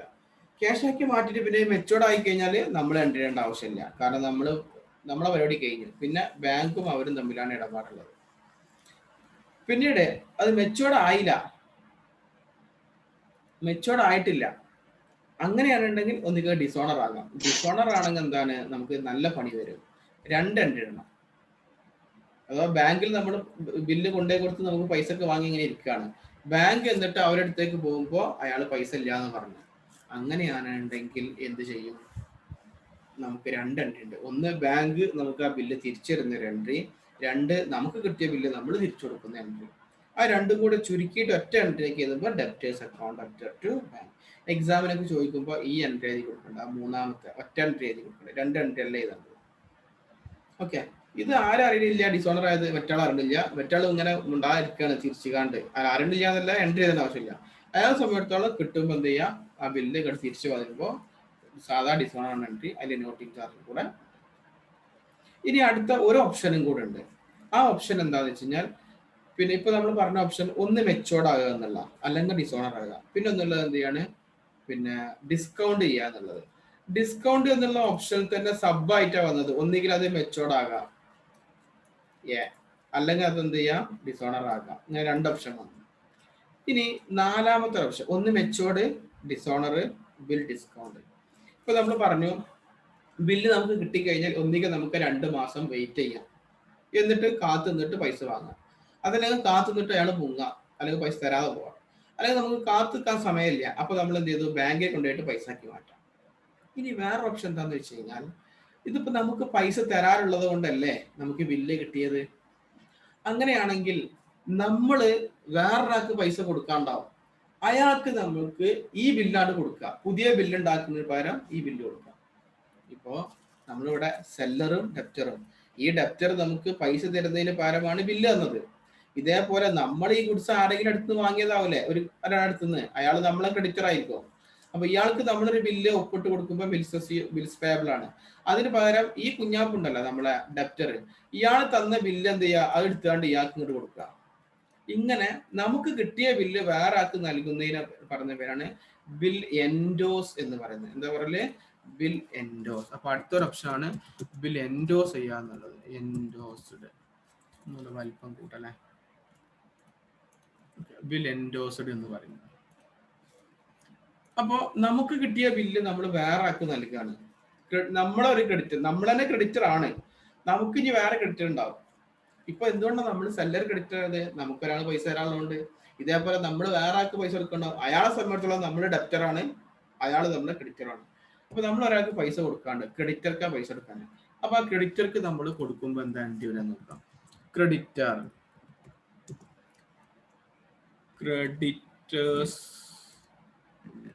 ക്രെഡിറ്റേഴ്സ് അക്കൗണ്ട് ഡെപ്റ്റർ ടു, ഈ ബില്ല് നമ്മൾ അയാൾക്ക് കൈമാറും. ടു പുതിയ ബില്ല് കൊടുക്കല കേട്ടോ, നമുക്ക് കിട്ടിയ ബില്ല് കൊടുക്കാണ്. അതുകൊണ്ട് ഈ ബില്ല് നമ്മളാണ്ട് ക്രെഡിറ്റ് ചെയ്താൽ മതി. ബിൽസ് റെസീവബിൾ നമ്മൾ ക്രെഡിറ്റ് ചെയ്തിട്ട് ആണ് കൊടുക്കുക. ബിൽസ് റെസീവബിൾ,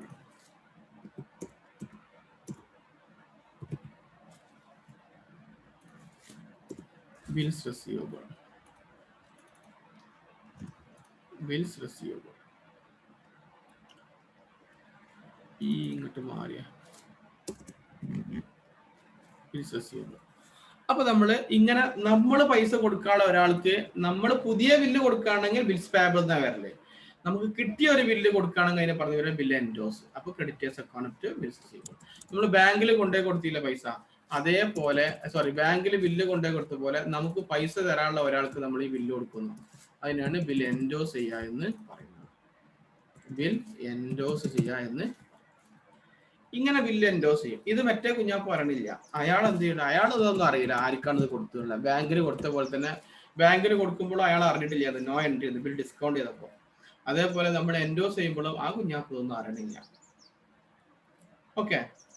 പിന്നെ എൻഡോസ് ചെയ്ത ബില്ല് നമുക്ക് ഒന്നുകിൽ എന്ത് സംഭവിക്കാം, നേരത്തെ പറഞ്ഞ പോലെ മെച്ചോർഡ് ആകാം. Bill endorsed and matured. അതപ്പോ എൻഡോസ് ചെയ്യാന്ന് പറഞ്ഞാൽ നമ്മൾ വേറെ ആക്കി കൈമാറ്റം ചെയ്തു. നമ്മൾ നേരത്തെ ബാങ്കിന് കൊണ്ടുപോയി കൊടുത്തു, ബില്ല് ഡിസ്കൗണ്ട് ചെയ്തു, അത് നമ്മൾ എന്ത് ചെയ്തു, അത് മെച്ചോർഡായി. മെച്ചോർഡ് ആകുമ്പോൾ നമ്മളൊന്നും അറിയില്ല, അത് അവരും ബാങ്കും അവരും തമ്മിൽ ചെയ്ത ഇടപാട്. അതേപോലെ ഇപ്പൊ നമ്മൾ വേറെ ആക്കി ആ ബില്ല് കൊടുത്തു, ആ ബില്ല് ഇനി എന്ത് ചെയ്യും, മെച്ചോർഡ് ആവുന്ന സമയത്ത്, ഇതിപ്പോ ഇന്നാണ് നമ്മൾ എൻഡോസ് ചെയ്ത് വിചാരിച്ചു 7/10/2020. ഇനി അത് മെച്ചോർഡ് ആയാലും എന്നാണ് 7/12/2020. അന്ന് നമ്മൾ എൻട്രി ചെയ്യേണ്ട ആവശ്യമില്ല, നോ എൻട്രി. അന്ന് ആരെണ്ടിട്ടാൽ മതി, ഇയാളെടുത്ത് പൈസ വരുമ്പോ ശരി ഞാൻ നിങ്ങൾക്കല്ല ബില്ല് തന്നത് എന്ന് ചോദിക്കുകയാണ്. കാരണം എന്താ, നെഗോഷ്യബിൾ ഇൻസ്ട്രുമെന്റാ. അപ്പൊ നമുക്കാണ് ഇപ്പൊ ബില്ല് തന്നിട്ടുണ്ടെങ്കിൽ നമ്മൾ വേറെ ആൾക്ക് കൈമാറ്റം ചെയ്തു, അയാൾ വേറെ ആൾക്ക് ഇങ്ങനെ കൈമാറ്റം ചെയ്ത് ഇങ്ങനെ പോയി. ആരുടെ കയ്യിലാണോ മെച്യൂരിറ്റി ഡേറ്റിൽ ബില്ലുള്ള അയാൾക്ക് എന്ത് ചെയ്യണം, ഇയാൾ പൈസ എടുക്കണം, നമ്മുടെ ഡെപ്റ്റർ. അപ്പൊ അയാൾ എന്ത് ചെയ്യും, ആ ബില്ല് ഇങ്ങോട്ട് മിണ്ടാതെ വാങ്ങിക്കണം. ബിൽസ് പേയബിൾ, അയാളെ സമയത്തോളം അത് ബിൽസ് പേയബിൾ ആയിരുന്നു. Bills payable account debtor to bank, അയാൾ പൈസ കൊടുക്കും ടു ബാങ്ക്. 1000 രൂപ അയാൾ നൽകിയിട്ട് വരും. എന്നാൽ ചില സമയത്ത് ബില്ല് എൻഡോസ് ചെയ്ത് മെച്ചോർഡ് ആവില്ല, അയാൾ മുങ്ങും, അല്ലെങ്കിൽ അയാളുടെ കയ്യിൽ പൈസ ഉണ്ടാവില്ല. നേരത്തെ ബാങ്കിന്റെ അടുത്ത് പോയ പോലെ ബാങ്കിൽ നമ്മൾ ബില്ല് കൊടുത്തു, അതിന്റെ ബാങ്ക് ബില്ല് ഡിസ്കൗണ്ട് തരും. എന്നിട്ട് പിന്നെ ബാങ്ക് അയാളടുത്ത് പോയപ്പോൾ അയാൾ മുങ്ങി, അല്ലെങ്കിൽ അയാളൊക്കെ പൈസ ഇല്ല. അപ്പോഴാണ് അതിന് പറഞ്ഞ ബിൽ ഡിസ്കൗണ്ടഡ് ആൻഡ് ഡിസോണർ. ഇതേ സംഭവം ഇവിടെ ഉണ്ടാകാം. നമ്മൾ ബില്ല് എൻഡോസ് ചെയ്യും, ബിൽ എൻഡോസ്ഡ് ആൻഡ് ഡിസോണർ ആകാം, ഡിസോണർ. അപ്പൊ നമ്മൾ വേറെ ആൾക്ക് ബില്ല് കൊടുത്തു, അത് കൃത്യസമയത്ത് മറ്റാൾ പൈസ കൊടുത്തില്ല. സ്വാഭാവികമായിട്ടും നേരത്തെ ബാങ്കുകാർ നമ്മുടെ അടുത്തേക്ക് വന്നവർ നമ്മളെ കോത്ത് പിടിച്ചുകൊണ്ട് പറയും എവിടെ പൈസ. അപ്പോൾ 7/12 ഡിസംബർ 12-ാം തീയതി നമ്മുടെ അടുത്തേക്ക് വന്നിട്ട് ചോദിക്കും പൈസ മര്യാദയ്ക്ക് തന്നോ, എൻ്റെ കുഞ്ഞാപ്പ് എനിക്ക് പൈസ തന്നിട്ടില്ല. അപ്പൊ നമ്മൾ എന്ത് ചെയ്യും, എല്ലാ ബില്ലും ഇങ്ങോട്ട് വാങ്ങിക്കും, ബിൽസ് റെസീവബിൾ വാങ്ങും, എന്നിട്ട് അവിടെ പൈസ കൊടുക്കേണ്ടി വരും. ബിൽസ് റെസീവബിൾ അക്കൗണ്ട് അതുകൊണ്ട് വാങ്ങി വെച്ചിട്ട് അയാളെ വേഗം ഒഴിവാക്കും ടു ബാങ്ക്. പൈസ എടുത്താണ്ട് ചെക്കാണ്ട് കൊടുത്താണ്ട് വേഗം കൊടുക്കും. കാരണം ഇനി നിന്ന് കഴിഞ്ഞാൽ അയാൾക്ക് തല്ലിട്ടും. അപ്പോൾ അതുകൊണ്ട് ആ തല്ലിട്ടാൻ വേണ്ടി നമ്മൾ കാത്തിക്കൂല, മാന്യമായിട്ട് ഒഴിവാക്കും. ചിലപ്പോ ബാങ്ക് നമ്മുടെ അടുത്ത് നിന്ന് നോട്ടിംഗ് ചാർജ് വാങ്ങിയ പോലെ ഇയാളും നോട്ടിംഗ് ചാർജ് വാങ്ങാം. അപ്പോൾ ഇവിടെയും ഈ കേസിലും നമ്മൾ എന്ത് ചെയ്യേണ്ടി വരും, നോട്ടിംഗ് ചാർജ് കൊടുക്കേണ്ടി വരും നമ്മളെ ക്രെഡിറ്റർക്ക്. നോട്ടിംഗ് ചാർജ് ബാങ്കിന് നമ്മൾ കൊടുത്ത അതേപോലെ തന്നെ ഇയാൾ നമ്മുടെ അടുത്ത് ഒരു 20 റുപ്യ എക്സ്ട്രാ വാങ്ങും. അപ്പൊ നമ്മൾ ഇയാൾക്ക് എത്ര കൊടുക്കേണ്ടി വരും, 1020 രൂപ. ഇപ്പൊ ബില്ല് നമുക്ക് കിട്ടി, നമ്മൾ തല്ല് കൂടാതെ എന്ത് ചെയ്തു, നമ്മൾ നേരെ നമ്മുടെ ക്രെഡിറ്റ് എടുത്ത ബില്ല് വാങ്ങിയിട്ട് പൈസ കൊടുത്താണ്ട് ഒതുക്കി. ഓക്കെ, ഇനി പ്രശ്നമാക്കണ്ട, അത് അയാൾ മുങ്ങിയതാണ്, ഞാൻ ശരിയാക്കിക്കൊള്ളാറാണ്, ഇയാൾ പൈസ കൊടുത്ത് ചേർക്കും. പക്ഷെ നമ്മളെ ദേഷ്യം തീരുക, നമ്മൾ ഈ ബില്ല് നേരെ എന്ത് ചെയ്യും, അയാൾക്ക് തിരിച്ചു കൊടുക്കണം. ആ തിരിച്ചു കൊടുക്കുമ്പോൾ എന്താണ്ട് നമുക്ക് ആ വടുവ നമുക്ക് തരുമ്പോൾ എന്തായിട്ട് ബിൽസ് റെസീവബിൾ ടു ഡെപ്റ്റർ അത് തിരിച്ചിട്ടാൽ മതി. എന്താണ്ട് വരില്ല, ഇപ്പൊ ഡെപ്റ്റേഴ്സ് അക്കൗണ്ട് ഡെപ്റ്റർ ടു ആ ബില്ലാണ് തിരിച്ചു കൊടുക്കും. ബിൽസ് റെസീവബിൾ എത്ര രൂപയുടെ ബില്ല്, 1000 രൂപയുടെ ബില്ലാണ് തിരിച്ചു കൊടുക്കും. തിരിച്ചു കൊടുക്കുക മാത്രമല്ല, അയാളേക്ക് നമ്മൾ എന്തും കൂടെ വാങ്ങും, നമുക്ക് ഈ കാരണത്താൽ കുറച്ച് പൈസ ചെലവായിട്ടുണ്ട്, ഒരു 20 രൂപ അതും കൂടെ ഇങ്ങോട്ട് വാങ്ങും. അപ്പൊ മൊത്തം ഡെപ്റ്റർ ഇനി 1020 രൂപ തരണം. എന്താണ് ആ 20 രൂപ extra, noting charge. Noting charge പറഞ്ഞാൽ 20 രൂപ കൊടുക്കണം. നമ്മൾ ബാങ്കിന്റെ അതേ സംഭവത്തിന്. ഇതിപ്പോ 2 എൻട്രിയാണ് നമ്മൾ എഴുതിയത്. ഇയാളെ ബുക്കിൽ എത്ര എൻട്രി എഴുതി, 2 എൻട്രി എഴുതി. ഒന്ന് നമ്മൾ എൻഡോസ് ചെയ്ത ആള് നമുക്ക് ഇങ്ങോട്ട് തിരിച്ചു തന്നു, നമ്മളത് ഇയാൾക്കും തിരിച്ചു കൊടുത്തു. ഓക്കെ, ഇത് രണ്ടും കൂടെ ചുരുക്കിയിട്ട് നമുക്ക് ഒറ്റ എൻട്രി ചെയ്താൽ, നേരത്തെ നമ്മൾ ബാങ്കിന്റെ ബിൽ ഡിസ്കൗണ്ടഡ് ആൻഡ് ഡിസോർഡർ എഴുതിയ പോലെ തന്നെ എന്താണെന്നുള്ളത് നോക്കാം. ഇതിലിപ്പോ ഡെബിറ്റും ഉണ്ട് ക്രെഡിറ്റും ഉണ്ട്. ബിൽസ് റെസീവബിൾ 1000 ഡെബിറ്റ് ഉണ്ട്, 1000 ക്രെഡിറ്റ് ഉണ്ട്. നോട്ടിംഗ് ചാർജ് 20 ക്രെഡിറ്റും ഉണ്ട്, ഡെബിറ്റും ഉണ്ട്. പിന്നെ ബാക്കിയുള്ളതുള്ളൂ. അപ്പൊ എന്തായിരിക്കും എൻട്രി വരല് നോക്കിയാൽ, സോറി, ഫസ്റ്റ് എൻട്രി എഴുതിയത് നമ്മൾ അയാൾക്ക് പൈസ അല്ല കൊടുക്കണം, അയാൾക്ക് എന്താണ് ക്രെഡിറ്റർ. അയാള് നമുക്ക് എൻഡോസ് ചെയ്യുമ്പോൾ എന്താ എൻട്രി ചെയ്തത്, creditors account debtor to bills receivable എന്നാ. അപ്പൊ തിരിച്ചു വരുമ്പോൾ ബാങ്ക് എന്നല്ല കാണിക്കല്, ബിൽസ് റെസീവബിൾ. പിന്നെ പൈസ കൊടുക്കുമ്പോഴാണ് കാണിക്കല് കേട്ടോ, ഇതേ മാറിയതാണ്. ബിൽസ് റെസീവബിൾ അല്ല, ക്രെഡിറ്റർ ആണ്. ക്രെഡിറ്റർക്ക് പിന്നെ നമ്മൾ പൈസ കൊടുക്കും. ക്രെഡിറ്റർക്ക് പിന്നെ നമ്മൾ എന്ത് ചെയ്യണം, പൈസ കൊടുക്കണം, ക്രെഡിറ്റേഴ്സ് കൊണ്ടുപോയി. അപ്പൊ തിരിച്ചു തരുമ്പോൾ എന്താ എൻട്രി, ബിൽസ് റെസീവബിൾ അക്കൗണ്ട് നമ്മൾ തിരിച്ചിങ്ങോട്ട് തന്നു നമ്മളെ ക്രെഡിറ്റർ. നോട്ടിംഗ് ചാർജ് 20 രൂപ, മൊത്തം ക്രെഡിറ്റർക്ക് 1020 രൂപ കൊടുക്കണം. അത് ഇനി നമ്മൾ ക്രെഡിറ്റേഴ്സ് ബാങ്ക് തന്നെയാണ് കൊടുക്കും. രണ്ടാമത്തെ എൻട്രി ഡെപ്റ്റർക്ക് അത് മാറ്റും. അപ്പോൾ ഇവിടെ ബിൽസ് റെസീവബിൾ ഡെബിറ്റ് വന്നു, നോട്ടിംഗ് ചാർജ് ഡെബിറ്റ് വന്നു, ബിൽസ് റെസീവബിൾ ക്രെഡിറ്റ് വന്നു, നോട്ടിംഗ് ചാർജ് ക്രെഡിറ്റ് വന്നു. ഇത് രണ്ടും കൂടെ ചുരുക്കി എഴുതുമ്പോൾ എൻട്രി വരല് debtors account debtor to creditor. എത്ര രൂപ, 1020 രൂപ. അങ്ങനെ 1020 ഇൻക്ലൂഡിങ് നോട്ടിംഗ് ചാർജ്. അപ്പൊ അതിന് നരേഷനിൽ നമ്മൾ കാണിക്കും ഇത് ഇൻക്ലൂഡിങ് നോട്ടിംഗ് ചാർജ് ആണെന്നല്ല. ചിലപ്പോൾ നോട്ടിംഗ് ചാർജ് ഉണ്ടാവണമെന്നില്ല കേട്ടോ. ബാങ്കിന്റെ കേസിൽ എന്തായാലും നോട്ടിംഗ് ചാർജ് ഉണ്ടാവും. എൻഡോസിയുടെ കേസിൽ എപ്പോഴും ഉണ്ടാവണമെന്ന്. അപ്പൊ ഒന്നുകിൽ ഈ 2 എൻട്രി എഴുതാം, അതല്ലെങ്കിൽ ഈ ഒരു എൻട്രി എഴുതാം, നേരത്തെ നമ്മൾ കാണിച്ച അതേപോലെ തന്നെ. ഈ സമയം മറ്റാളെന്താണ്, അയാൾ ഇങ്ങനെ ചിരിക്കായിരിക്കും, പൈസ കൊടുത്തിട്ടില്ല അറിയാണ്. അപ്പൊ നമ്മൾ അയാളുടെ അടുത്തേക്ക് ചെന്ന് കണ്ട് എന്ത് ചെയ്യും, അത് തിരിച്ച് കൊടുക്കും. അപ്പൊ എന്താ എൻട്രി, അയാളെ സംബന്ധിച്ചിടത്തോളം ബില്ല് തരുമ്പോ എന്ത് ചെയ്യുന്നുണ്ട്, ക്രെഡിറ്റേഴ്സ് ബിൽസ് തിരിച്ചു കിട്ടുമ്പോൾ ബിൽസ് പേയബിൾ ടു ക്രെഡിറ്റേഴ്സ്, അത്ര ഉള്ളൂ. സംബന്ധിച്ചിടത്തോളം bills payable account debtor to പൈസ അല്ല വന്നിട്ടുള്ളത്, അതുകൊണ്ട് അയാളെ സംബന്ധിച്ചിടത്തോളം ക്രെഡിറ്റർ ആണ്. അപ്പോൾ ക്രെഡിറ്റേഴ്സ് എത്ര രൂപ? 1000 രൂപ.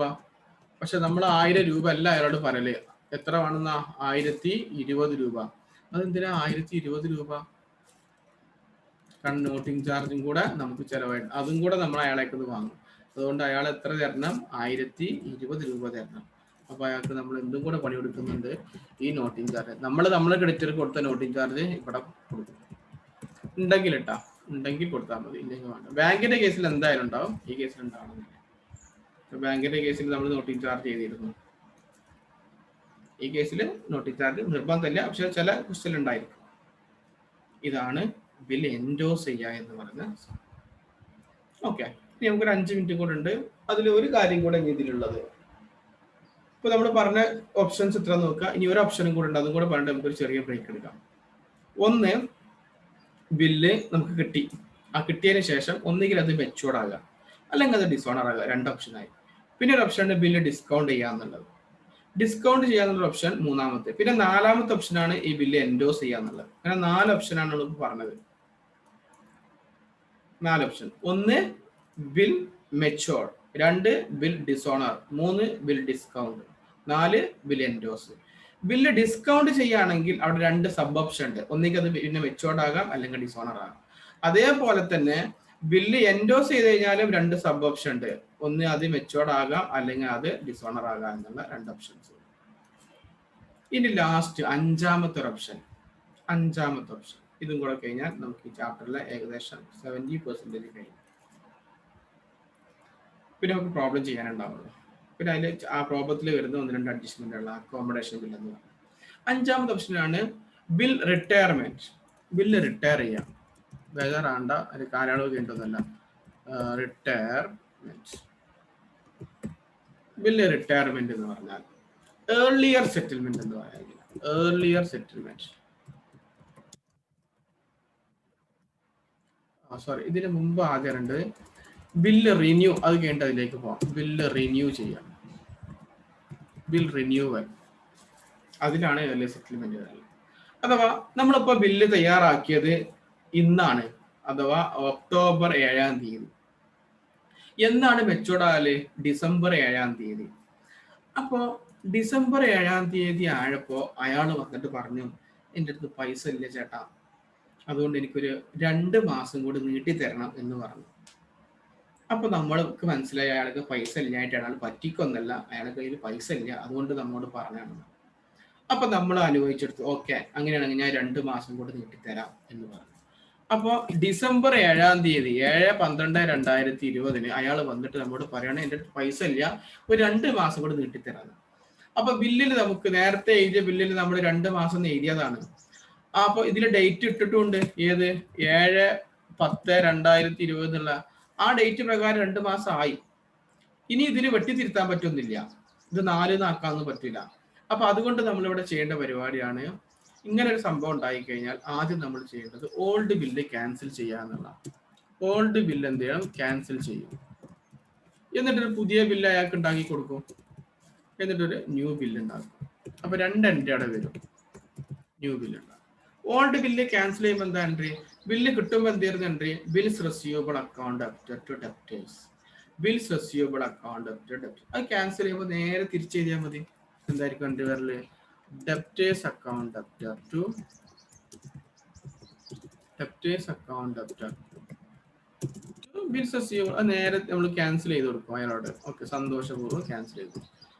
Bills receivable. എത്ര രൂപയുടെ ബില്ലായിരുന്നു? 1000 രൂപയുടെ ബില്ല് നമ്മൾ ക്യാൻസൽ ചെയ്ത് കൊടുത്തു. ആ ബില്ല് ആ പേപ്പർ വാങ്ങിയിട്ട് നമ്മൾ കീറി കളഞ്ഞു. അതാണ് ഈ ക്യാൻസൽ ചെയ്യാന്ന് പറഞ്ഞു കഴിഞ്ഞാൽ. ഇത് ഡിസോണർ ആയതല്ല കേട്ടോ. ഡിസോണർ ആണ് പറഞ്ഞാൽ പൈസ ഇല്ലാതെ അയാൾ ഒഴിവാകുന്നതാണ്. ഇത് അയാൾ മാന്യമായിട്ട് പറഞ്ഞു നമ്മളോട് അത് ക്യാൻസൽ ചെയ്തിട്ട് പുതിയ ബില്ല് തരണമെങ്കിൽ 2 മാസം കൂടെ സമയം തരും. ഓക്കെ, പഴയ ബില്ല് ക്യാൻസൽ ചെയ്തിട്ട് പുതിയ ബില്ല് ഉണ്ടാക്കണം. എന്താ പുതിയ ബില്ല് ഉണ്ടാക്കുന്നുണ്ട്? Bills receivable account debtor to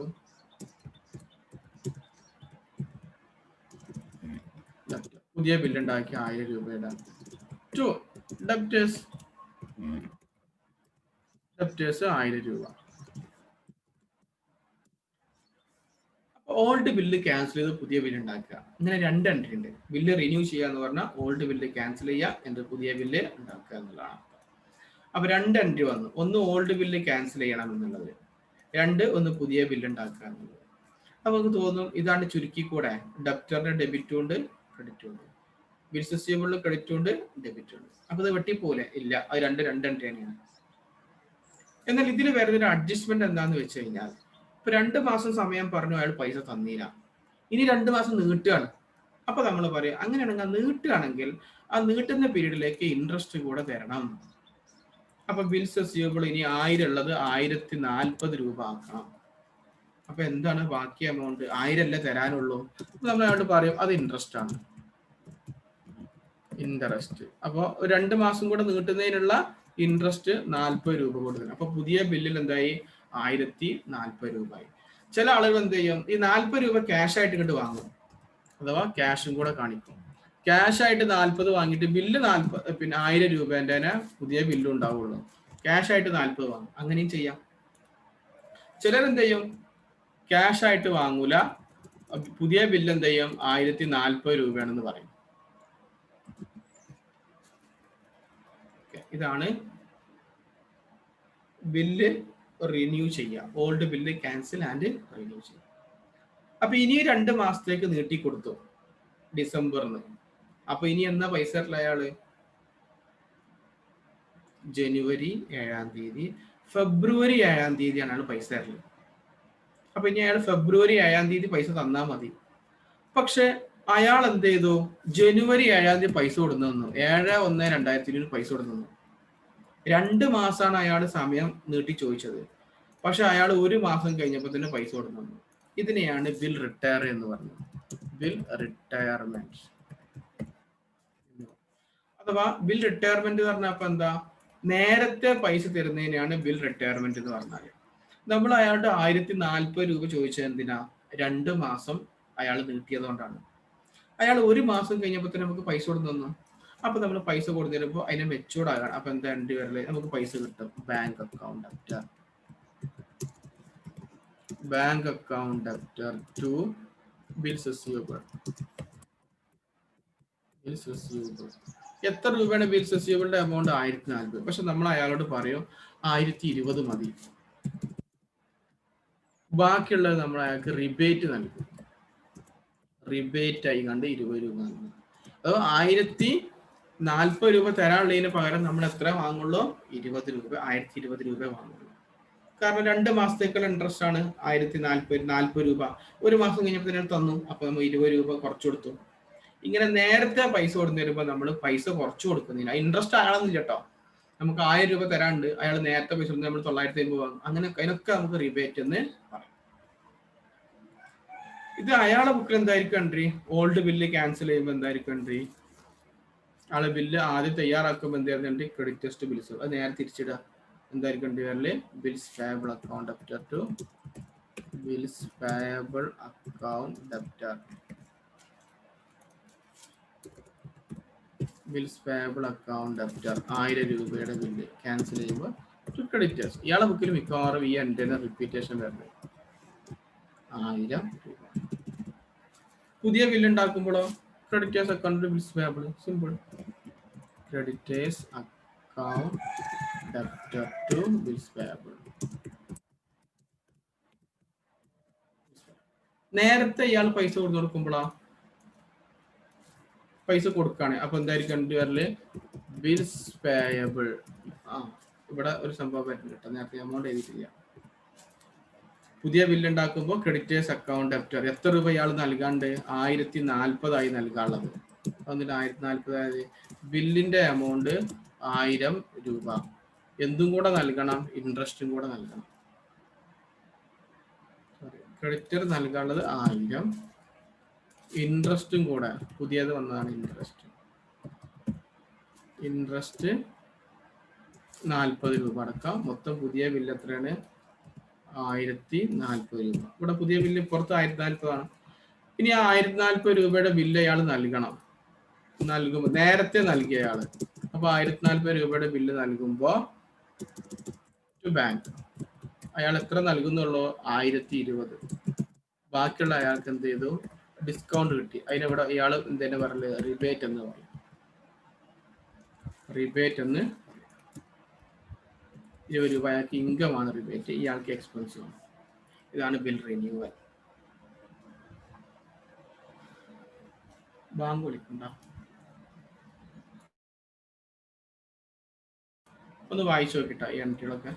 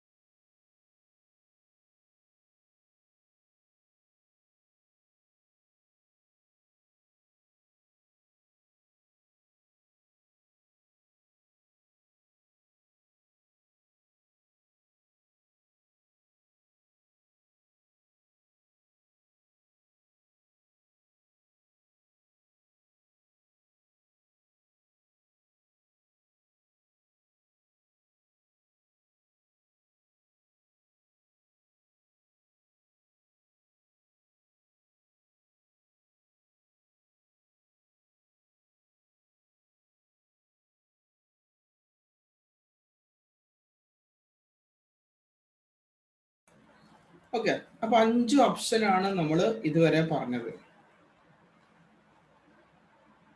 ഇതൊന്ന് നിങ്ങൾ നോട്ട് ചെയ്യണം.